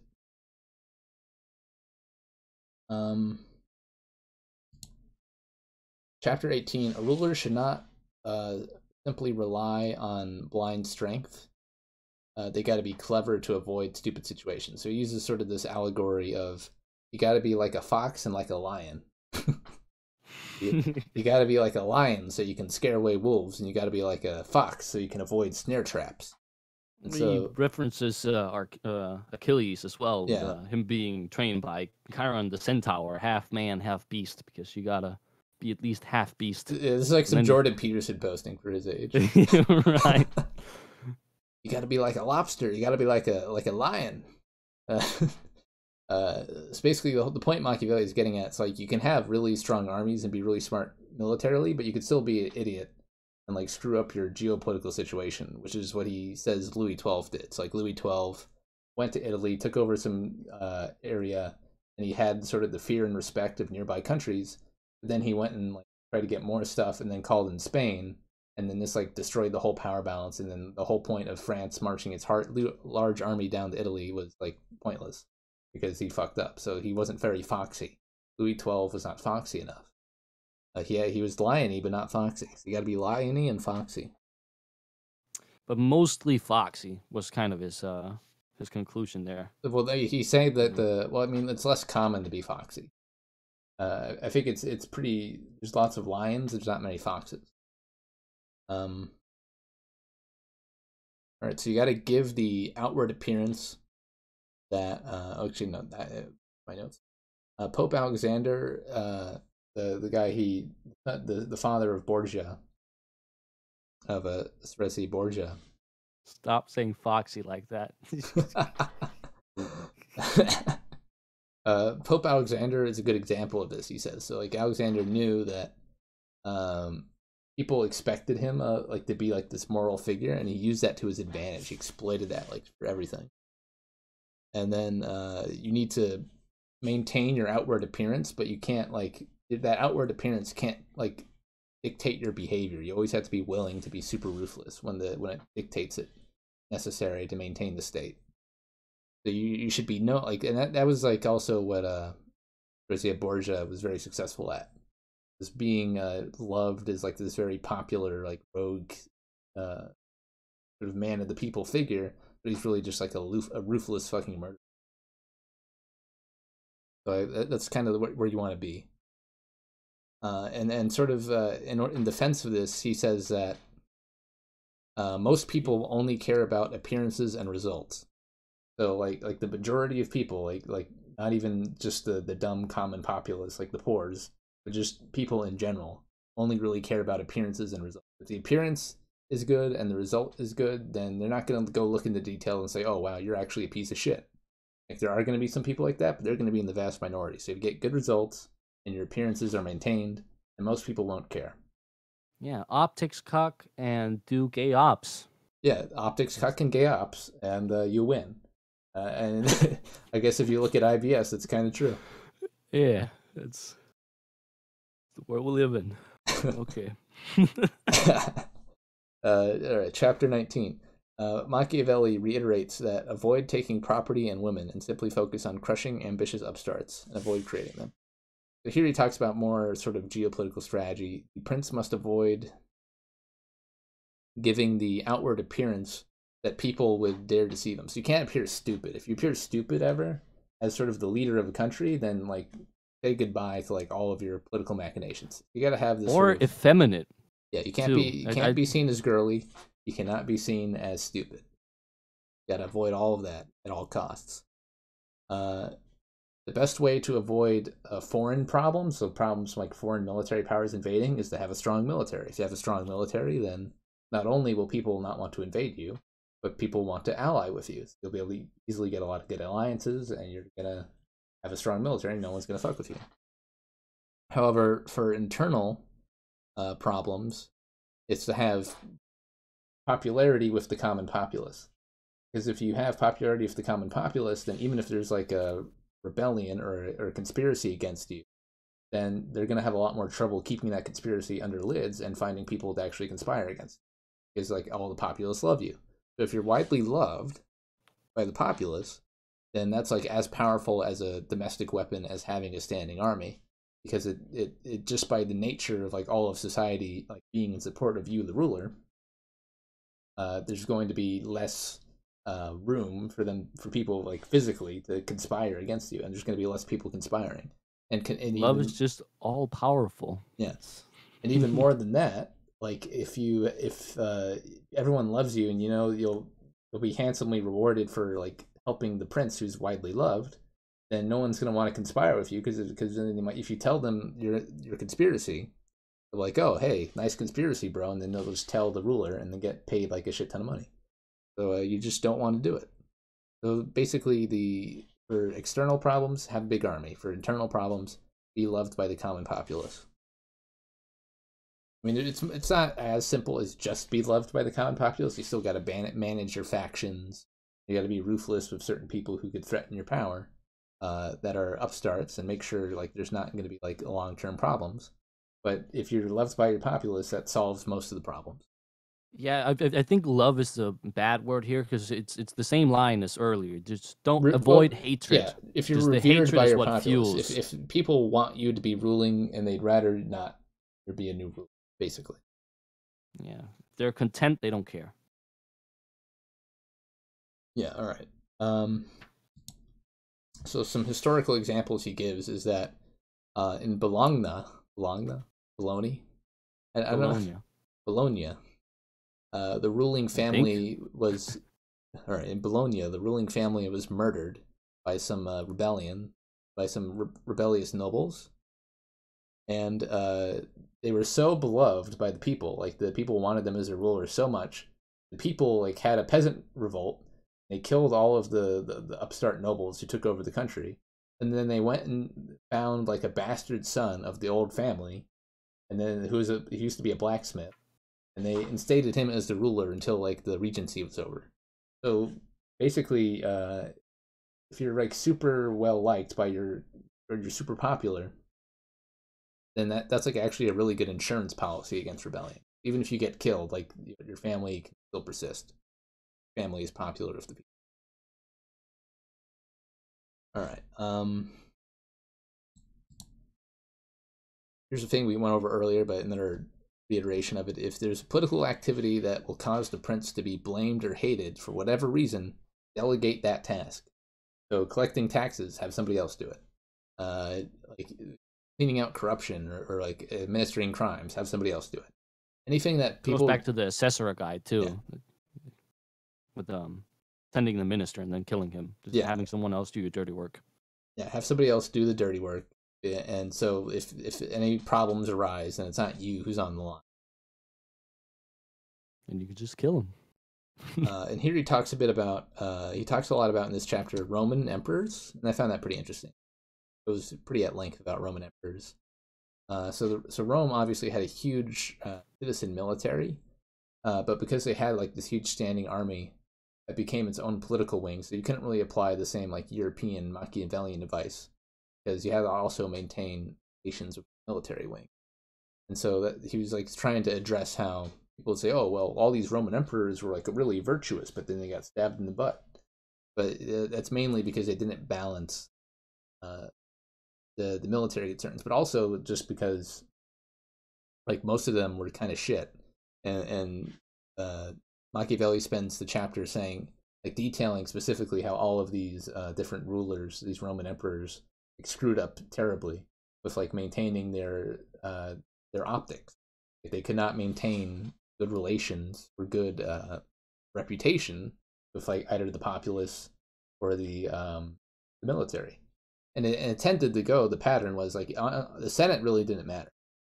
Whether you were popular in the Senate or not ended up not mattering so much. But if you were popular in the military, the populace, that could have really caused issues if you weren't popular. Usually it was the military who ended up getting you killed. There's a number of emperors. They both chose several people and they killed them at the same time. Which, yeah. Yeah. ANCAP is playing EU4 while listening to RYB right now. ANCAP is learning about Machiavelli and geopolitics in the most efficient manner without reading. Checkmate bookworms. All right. All right, so the theme in chat today, I guess. The most efficient sort of Borgian emperor that Machiavelli recounts is Septimus Severus, who basically another emperor gets stabbed in the butt by a military by a centurion. Right. The Maximinus. I think Maximinus gets killed.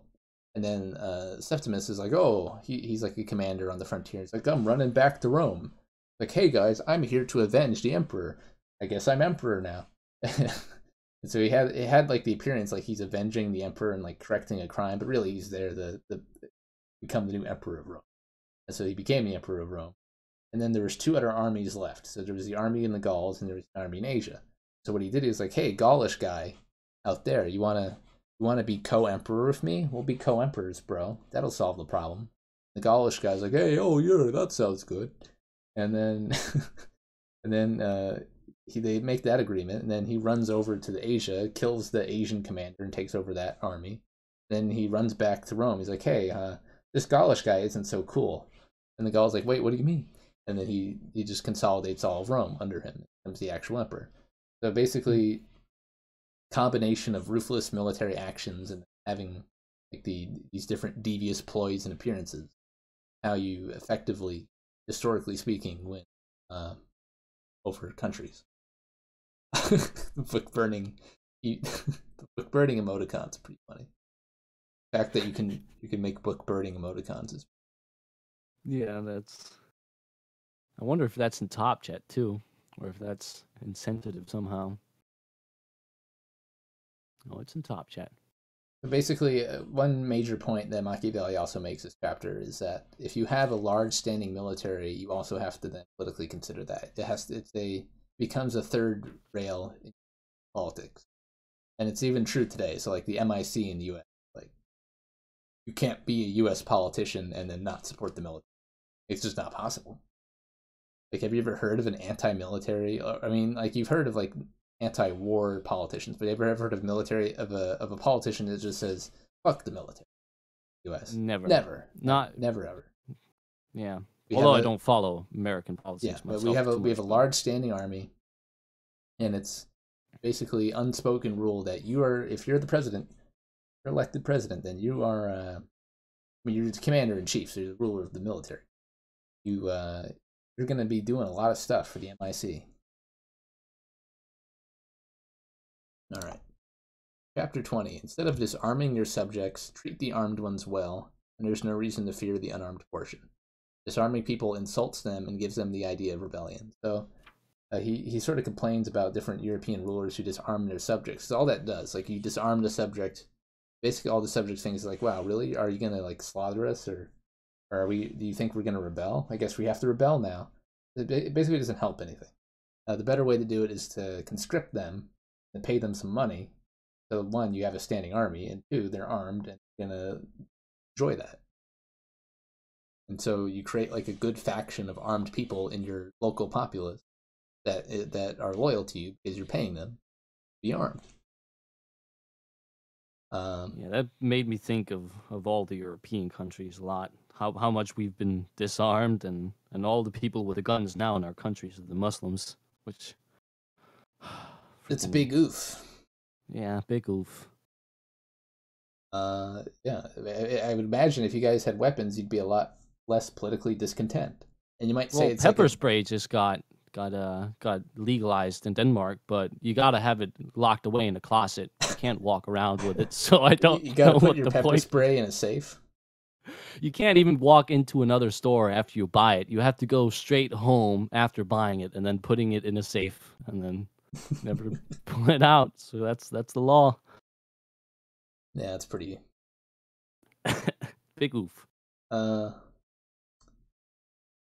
yeah. So one thing that Machiavelli in this chapter warns against in chapter 20 is that you should not try to play factions against each other as a strategy. It can maybe work in the short term, but the second that you get unlucky, some foreign country invades you, like you're fucked. Like the factions that you were playing against each other are just going to turn on you. And he gives a number of contemporary examples. Mainly the Venetians. The Venetians. I don't know. I was trying to say Venetians. But it's actually Venetians, so no wonder I was trying to say a fake word. Yeah, there you go. The Venetians were playing some two Italian factions against each other, and then France came in and kicked their shit with the Pope, and then the factions took them over, and then the Venetians went back to being a one province minor. So you just don't want to do that. You don't want to play factions against each other. Really a bad idea.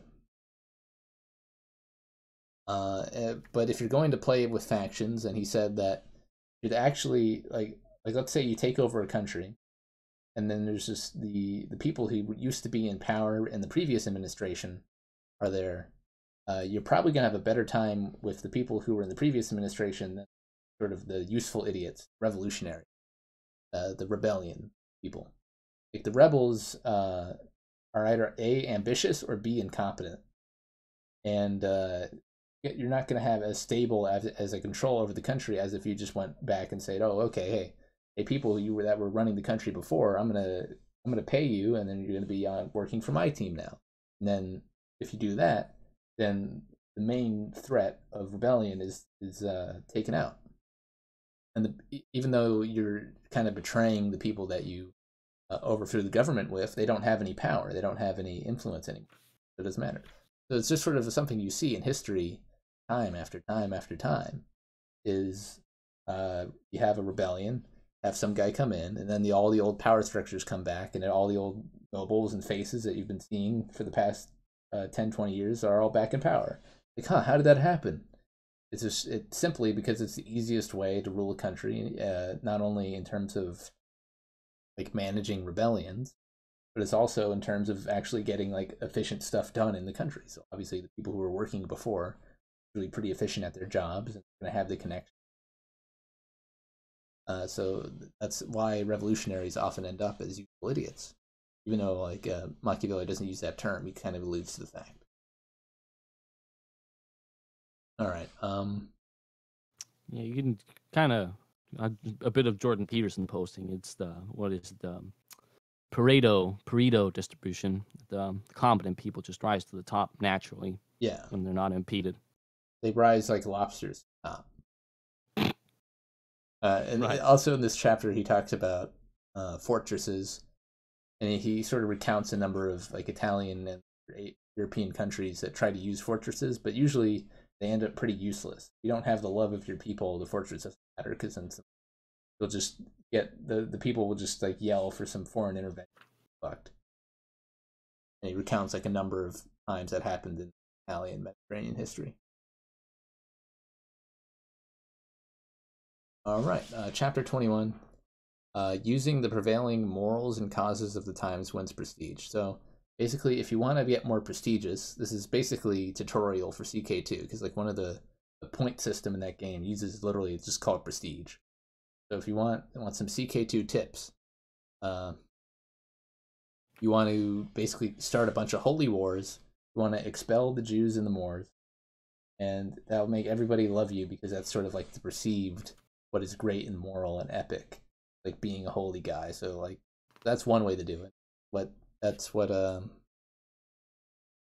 Spanish King Fernando did, and then obviously Pope Alexander used similar stuff. And then if you're an urban prince, if you're kind of ruling over a city, then you should look for like try to keep your ear to the news that's happening in the city. So if somebody's really popular in the city, you should pay them some money and say, hey, good job. And if somebody's really unpopular in the city, you should like punish them. You should like fine them, or I don't know, imprison them. And then that'll make you seem hip and cool to the urbanites, or it'll make it seem like you're sort of controlling the flow of like what goes on in the city. So that's very useful if you're ruling urban areas. And then if you want to also make prestige, you can make good alliances that can only benefit you. So he talks a lot about how you want like alliances of people who are smaller than you, or alliances of people who it's basically guaranteed that if you're allied with them, you're going to win the fight. It doesn't matter. So either guaranteed alliances or alliances of people who are small and it won't cause a problem. And always pick a side too. And always pick a side. Never sit on the sideline. And then not sit on the fence. And if you do that, you'll be able to win prestige from like having the reputation of honoring a lot. And then besides that, the last sort of advice he gives is interact with your local businessmen. Thank you. He has a really short chapter 22, on selecting advisors. Basically, in the notes I had for the book, the person making notes is like, wow, this chapter is really short. He basically says, make sure they're loyal and make sure they're never self-interested. And that's basically it. He doesn't say anything else really. There's a few short chapters towards the end here too. Yeah. Oh, well, I guess it does say one point. So if you have bad advisors around you, that's really bad. So if you have like a bunch of stupid people surrounding you, you're going to look stupid. So don't do that. So you should choose your advisors carefully because of that fact, because their reputation will affect your. Yeah, and then the next one is don't have the flatterers around. Oh yeah, chapter. You get your ego blown up. You can't have that. Spelling Jews gives you money. Yeah, CK2 advice. Chapter 23 is the as far as like, okay, so you're gonna need advisors running the state, but one, you should never rely on advisors like exclusively. Otherwise, then you're basically a puppet. You're being ruled by advisors. And two, you should never get advice whenever you don't want it. So you should never. There should never be, your advisor should never walk up to you and tell you something and say, yeah, this is what you should do. You should be asking them. If they're telling you what to do unprompted, usually that's a bad sign.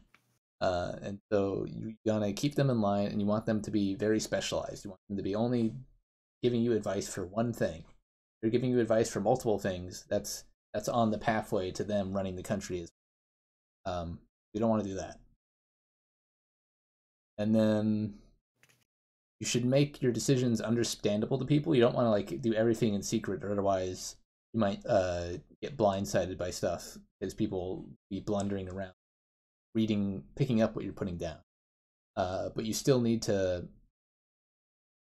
get advice about stuff. You can't just rule by yourself. You still have to get advice. Make sure it's only when you ask. And yeah, he makes the argument too that you got to pull people aside and have a few who you have a few people who trust, who you can ask to tell you anything really, because you don't want to hear you don't want the brutal truth in front of your advisors to large speak audience. as clearly as possible, and you want them to be only interested in giving you advice when you ask them. In summary. All right, and then chapter 24 is pretty short. All basically says is that if you're a new prince, then if you're successful, people will love you even more. Like if you're like the new hip revolutionary and you do a bunch of reforms and good things, then since you're new, everyone's gonna love you. If you're a prince who inherited his position and you fuck up, you're basically a complete disgrace. And so you just that's basically all the point he makes that chapter. All right, almost done. Chapter 25. Depending on fortune or believing all is fortune is fatalistic and useless, and is the belief that led Italy into tumult, geopolitics aside. All right, so basically here is the chapter where he kind of reads the whole idea that, it's all up to God. It's all God's will or plan, or it's all up to fortune or luck or bad luck. And this is also the chapter where Machiavelli reveals himself. Gotta smack her around. As an epic gamer. He says, fortune is like a woman, and you have to smack and beat it. It's pretty good. I guess it's a different time. But Machiavelli is a gamer. He's part of Gangweed. And he says you gotta smack good luck and bad luck like fortune. Like a woman. And then he also said that it's about, he estimates life is about 50% fortune. There's about like half you can handle and like change, and about half you can't. All right, and then 26, the chapter basically, he departs from his whole task of giving political advice, and he basically says, hey, people in Italy, I want a new ruler in Italy. Hey, if you read this book, you should be ruler in Italy. Hey, that's basically what he says in the last chapter. and then he talks about supporting the military and supporting Florentine standing army.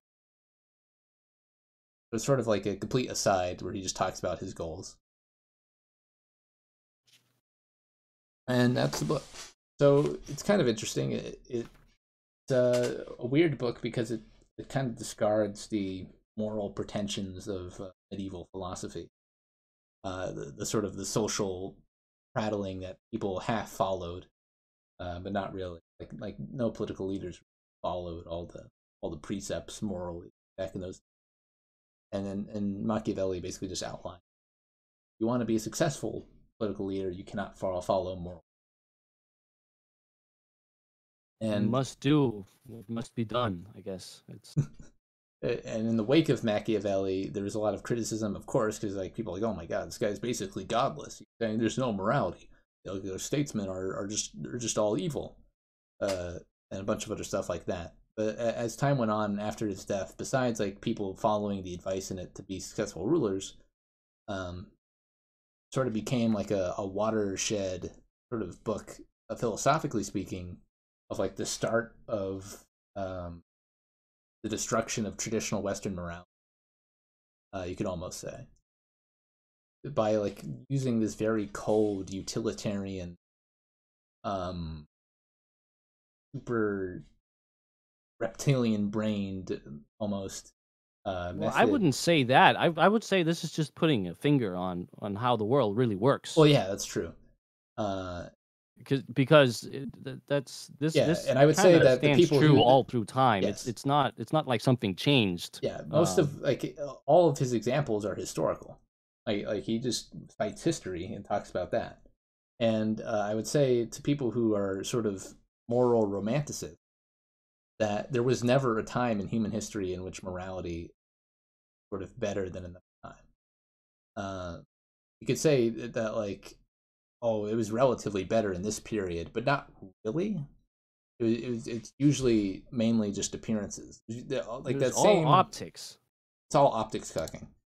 Yeah, optics and gay ops. It's all optics and gay ops all the way down, all the way back to the first, the first historical moment. Did you say it's Machiavellian? Oh man, Leo, that word has been dragged through the mud to make. That's why I wanted to read the book, because I kept hearing that, and I was like, "Who's Machiavelli? Who's Machiavelli?" It's pretty interesting, but it was a good read. I mean, I flew through it, although it was in the middle of the night, but still. Yeah, and I think Machiavelli gets misattributed as some sort of like complete psychopath, sociopath. That's definitely not what he's saying. He's saying that very practical terms. What is it, doing a basic historical analysis of what you need to do as a ruler, what you do. And he doesn't like talk glowing. He's not like, oh my god, Ceresio Borgia is so epic for killing those people. He's like so great. He's not like that. He's just saying Ceresio Borgia is effective ruler because he killed people. He's not like sort of reveling in the violence or being sort of. He is justifying it a little bit at a few points where he's saying that it's better to be cruel quickly and get it over with instead of having long drawn out. I think conflicts. Diderot probably thought that, Leo, because Machiavelli shit talks France all the time. Book, so I don't know. He basically says France are a bunch of bumpkins and are stupid. He doesn't really say that, but he basically alludes to that. He like says their king is shit. He says their military system is retarded. Well. Yeah, men-at-arms. He says their political system is like stupid. I don't know. He kind of shit talks the French a lot. Machiavellian seems like a synonym for practical. Yeah, I would say that would be closer to the truth. But in sort of actual contemporary use, Machiavelli has sort of been distorted to mean sociopathic psycho-murderer. But that's not really what he is. I don't think he is that. If you look at the guy's personal history, he was really shit on his life. Like he worked for the government. The government got fucked over by incompetent rulers on all sides. And he desperately wanted his country to be stable and working. It just didn't happen.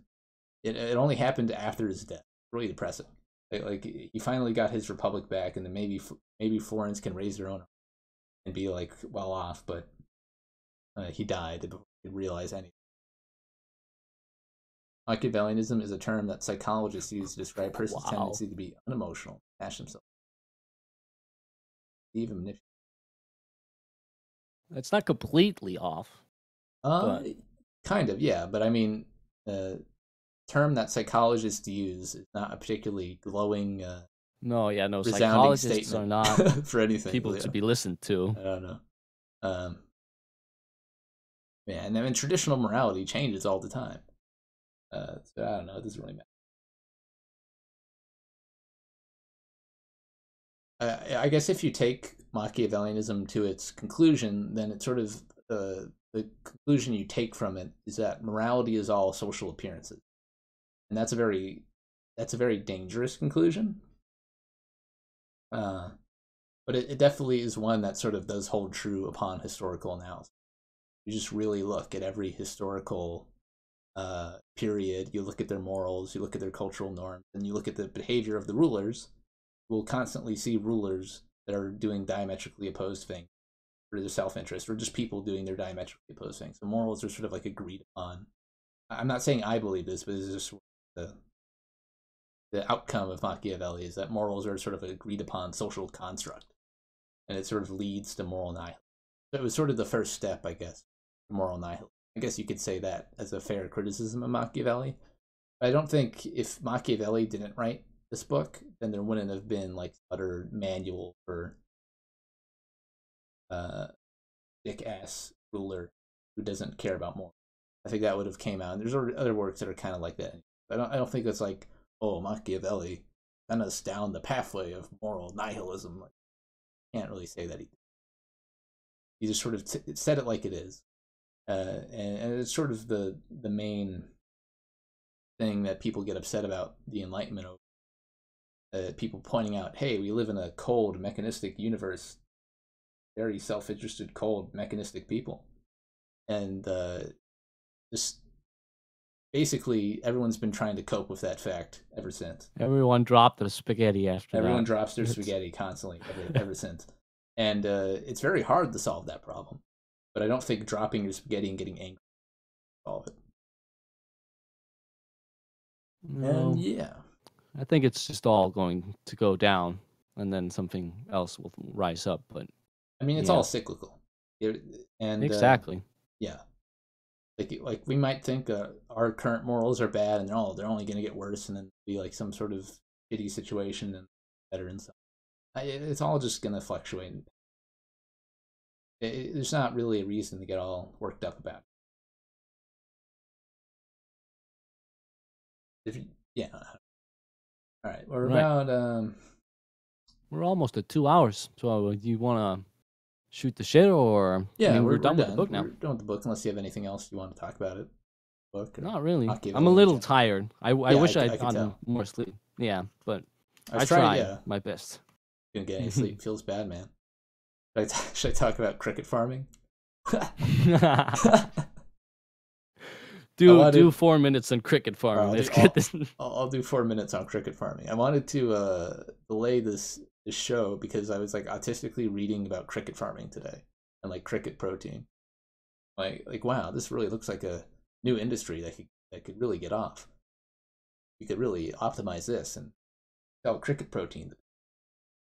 I was like reading into like cricket genetics. That's what all the globalists wants to do. We just had it in the news not too long ago. We're developing water that grows algae that we can get proteins out of. Talk about ANCAP's book hatred. Okay, after I nerd out about crickets for a second more. Okay, so you get like you get about a 0.28 ratio of protein to mass on a cow. You get about 0.2 on a cricket, but you use about like 1/20th of the resources, or even less than that, to raise crickets. So if you wanna eating bugs, I mean, if you grind it up into just grind it up into a powder, make it cricket flour, and you just eat that, and it tastes like mildly nutty. It's just like super nutritious, just like your ancestors, just like your people in the caves, bro. They ate tons of crickets. They ate all this stuff. They had to survive. Come on. I'm not averse to eating bugs. I've done it, but I like cows more. I mean, yeah, you're not gonna make a cricket protein burger, and people are probably not gonna like that. But I mean, just as like a pure sort of like calories input output, environmental efficiency, like crickets are really good. That movie Snowpiercer, where they have all the cockroaches and bugs in the thing, and they make the protein bars. It looks yummy. Cows are like really big crickets. Exactly. They both eat grass. I think they eat the cricket grass. Argument is better than ANCAP's argument against books.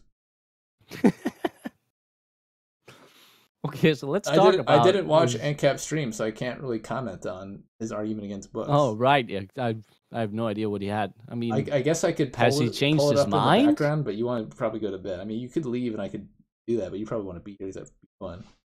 Yeah, I want to leave that for that, yeah. No worries, a cup of coffee just arrived in my hands. Perfect. Huh. I don't know. I'm gonna skim it, I guess. Let's see.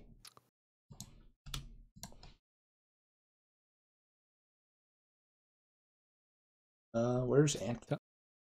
I gotta search ANCAP. Yeah, it was on his main channel. Right. I remember seeing that. Let's see what he has to say about books. It's really bad. The book question. Oh, 1 hour 24. It's got 11 likes. Right. We have even just comic books and manga are pretty nice innovation. They're a new way to tell stories. Still books. No, I'm talking specifically, but just plain letters on paper, nothing else on it, just words. Because if you incorporate more things, let's say music and stuff like that, emotion, graphics, then it becomes something more complex and more modern. All right. Yeah. Whoa. All right. I'm not gonna play any more of the stream. I think that was good. I think that was a good amount. What part did you play? I think I listened to some of it too. I just like 22 minutes in, I just randomly clicked, and he said 22 something. minutes. Yeah, I was 38 minutes, and that was pretty. I'll watch it later. You guys Books can were always bad for entertainment. You guys could all watch that on your own later. Give ANCAP the views. We're not gonna view Leech ANCAP, but he basically. His whole argument is like, oh, it's like stimulating. I don't get enough dopamines, or not fun enough. It's basically the crux of his whole argument is not fun enough to read books. It's like so much cooler. There's like music and images. And he was trying to say that it's like there's so much more, like 1,000 words in a picture, but there's really not if you're trying to convey actual information. It's not. His argument was based around the idea that everyone is lying if you like books you don't realize. Well, I mean, I would agree. I don't like usually. It's not like I like every microsecond of me reading a word, but I like you read a paragraph and then you understand the point, and then that fires in the neurons and the knowledge in your head, and then you understand something else, and then that you get a good dopamine hit from understanding things. So it's a little delayed, like you get a delay when you're reading the paragraph, but that's about all you gotta wait for.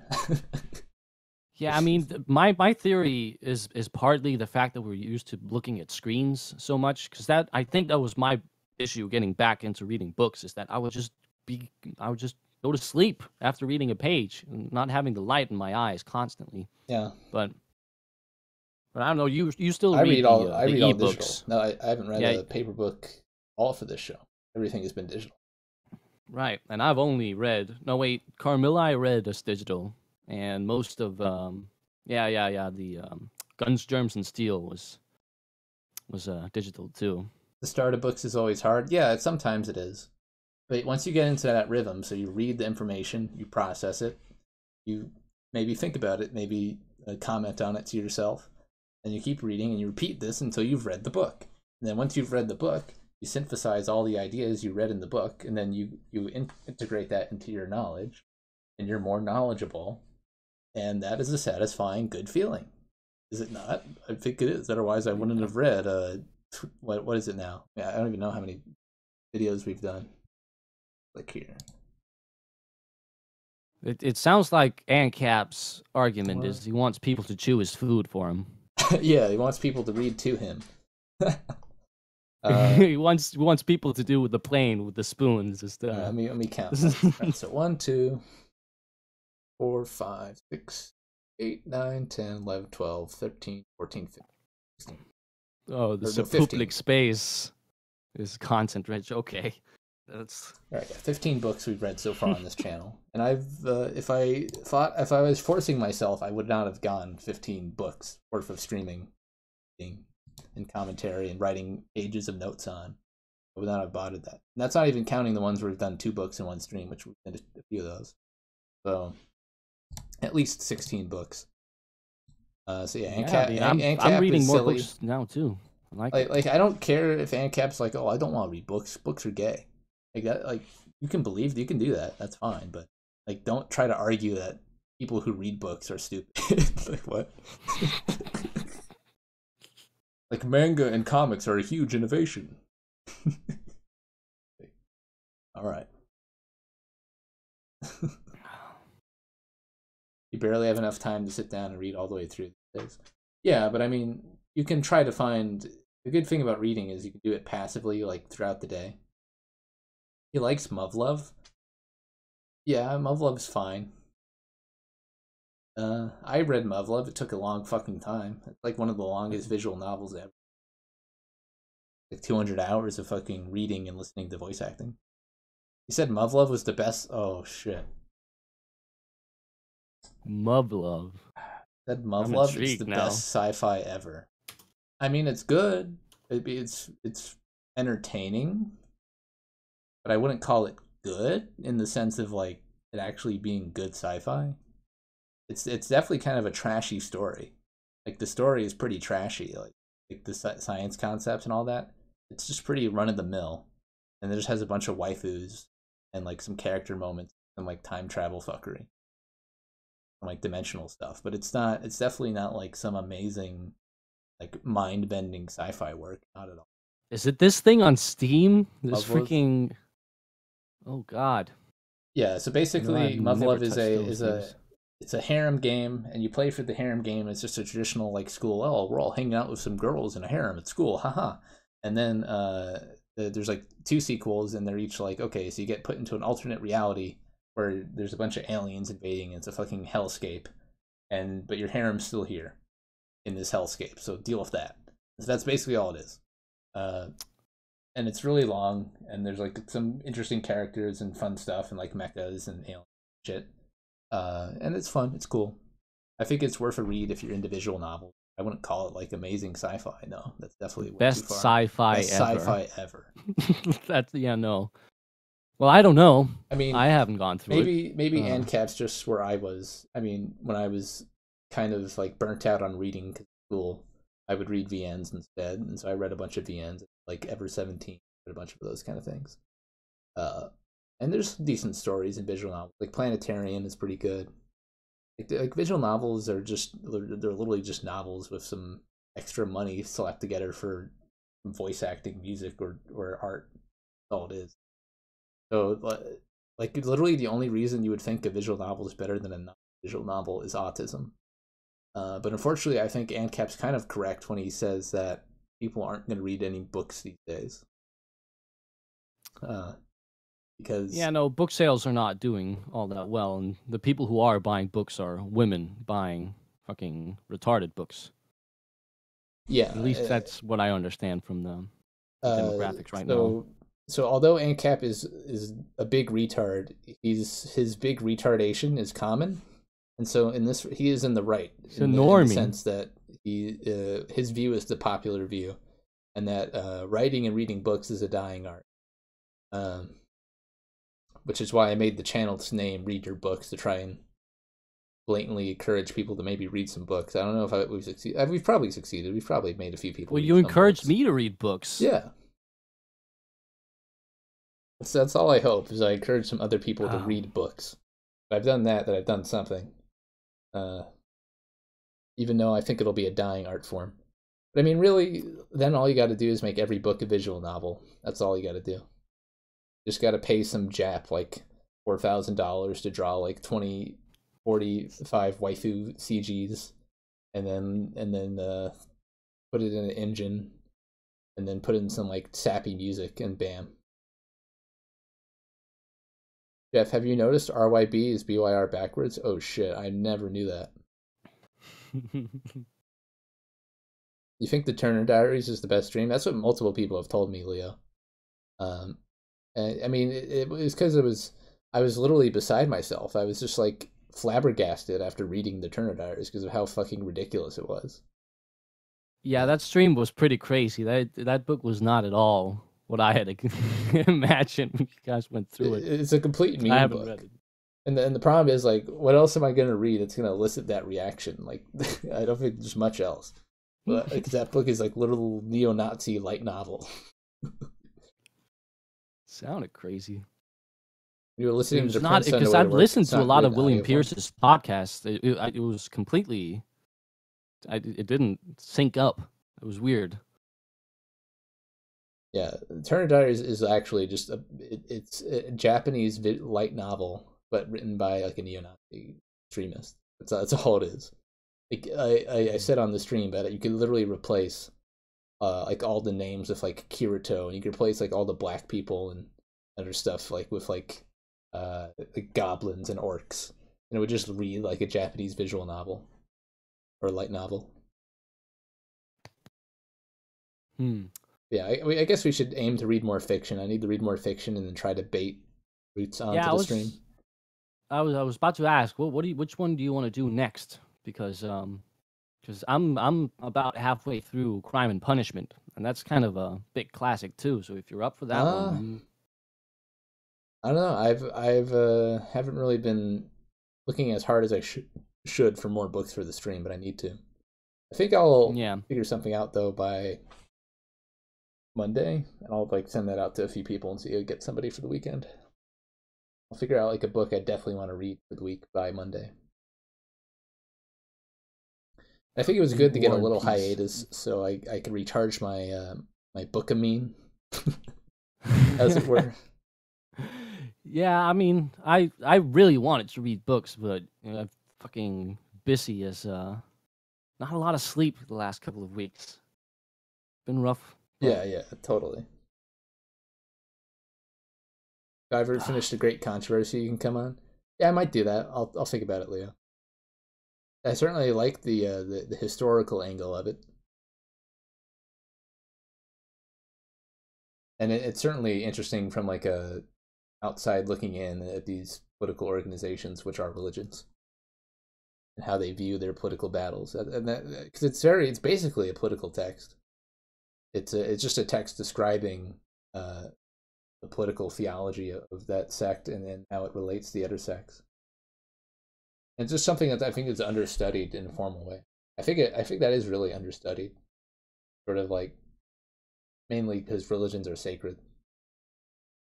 I think that deserves a bit more. You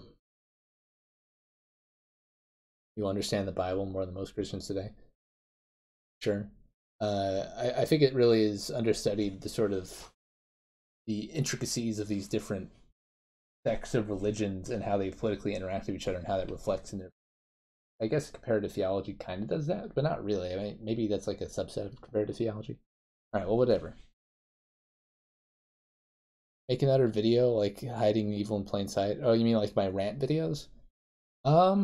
Yeah, I could do that, but I haven't been doing as much writing that would end up as like a rant video. I've been writing other stuff. American Empire, Blood and Iron by Harry Turtledove for recommendation. Alternative history book. Alright, I might check it out. What about the Unabomber Manifesto? Oh, we were going to do that. Yeah, maybe I just ordered a copy of it. I want to do a fiction. You just ordered a copy of Epic. I wanted well, to do I ordered yesterday, but I guess like other countries probably it's less of a taboo to get like random political extremist books from America. Oh yeah, I couldn't imagine. I don't think probably not gives a even that shit. well known. No, I mean I didn't know much about it till you guys mentioned it, and I heard the Ted Kaczynski name a few times. Anyways, I'm gonna try to aim for a fictional book for next weekend, and we can maybe go for like Uncle Ted's big old manifesto. I guess we can make a habit. It's not that big, but it's. We can make a habit of reading shooter manifestos. We could go over Dorner. I know we might have to do like a stream where we just go over all the manifestos of like the shorter ones. Like we could do like Dorner and Breivik, well the other ones in one stream. Oh, Breivik, I want to read. Analyze He's almost a countryman of mine. How good their prose is. I do wonder. It's not like I've actually read Elliot Rodger too. Well, I think we already did like a BYR on that. Have I read Culture of Critique? No, that's another one I should get to. Yeah, although I mean, it probably would be kind of redundant at this point to read Culture of Critique after reading Henry Ford, right? I mean, it sounds like it's the same points, just relative to this time. So, and it's about the same length too, because it's about 400 pages, I think. Yeah, it's a bit of an oof. I'm gonna look for different topics though. I'm gonna find a fiction book for this weekend, and then we might do Ted next weekend. We'll see what happens. Yeah, thanks for tuning in. This is fun. Talking about Machiavelli. New segment. Why did it and why you might end up doing it. Epic. Oh, talk about JFG's book? Oh, we could do that. Oh, that's true. short. That's true. That's a really short book. We could read Iseleb's books. I haven't even thought about that. There's actually a number of Iseleb books we can read. Okay, so how about that? How about we do... If I can't find an adequate fiction book, we'll do an Iseleb book this weekend. And then we'll do Ted after. That's good. Is there? I think like Vox has written books. There's like a bunch of people who've written little books. And Oh, shit. Vox wrote Jordanetics. Baked not too Alaska long has a ago. book. Oh, right. It's meme something about Might give me memes. clout. Yeah, I might get some exposure reading some Easteleb's books. Maybe they might Might pop get on. some clicks. Yeah. Has Dawson written a book? I don't think Dawson hasn't written a book. He's only done documentary. Yeah, just documentaries, I think, too, yeah. Some decent ones, though. Not that well edited, but good information. Oh. Wait a minute. I Meme watched magic, a weird right? documentary. I guess it wasn't Dawson. But I watched like a goofy documentary that said like JFK was killed by the Bushes on Amazon. Like, how the fuck did this get licensed to Amazon Prime? It was like terrible. It was like 420p with like shitty PowerPoint animation and like lazily photoshopped pictures of like George Bush with devil horns and stuff. It was really stupid. But I watched it and the guy sounded kind of like Ryan Dawson. I thought it might have been Ryan Dawson, but I don't think it was. All right. Anyways, besides that, now we have some new plans. We're gonna do fiction. We're gonna do Ted Kaczynski, and then we're gonna do celeb books. Going forward. Yeah. Thanks for tuning in. See you later. Bye.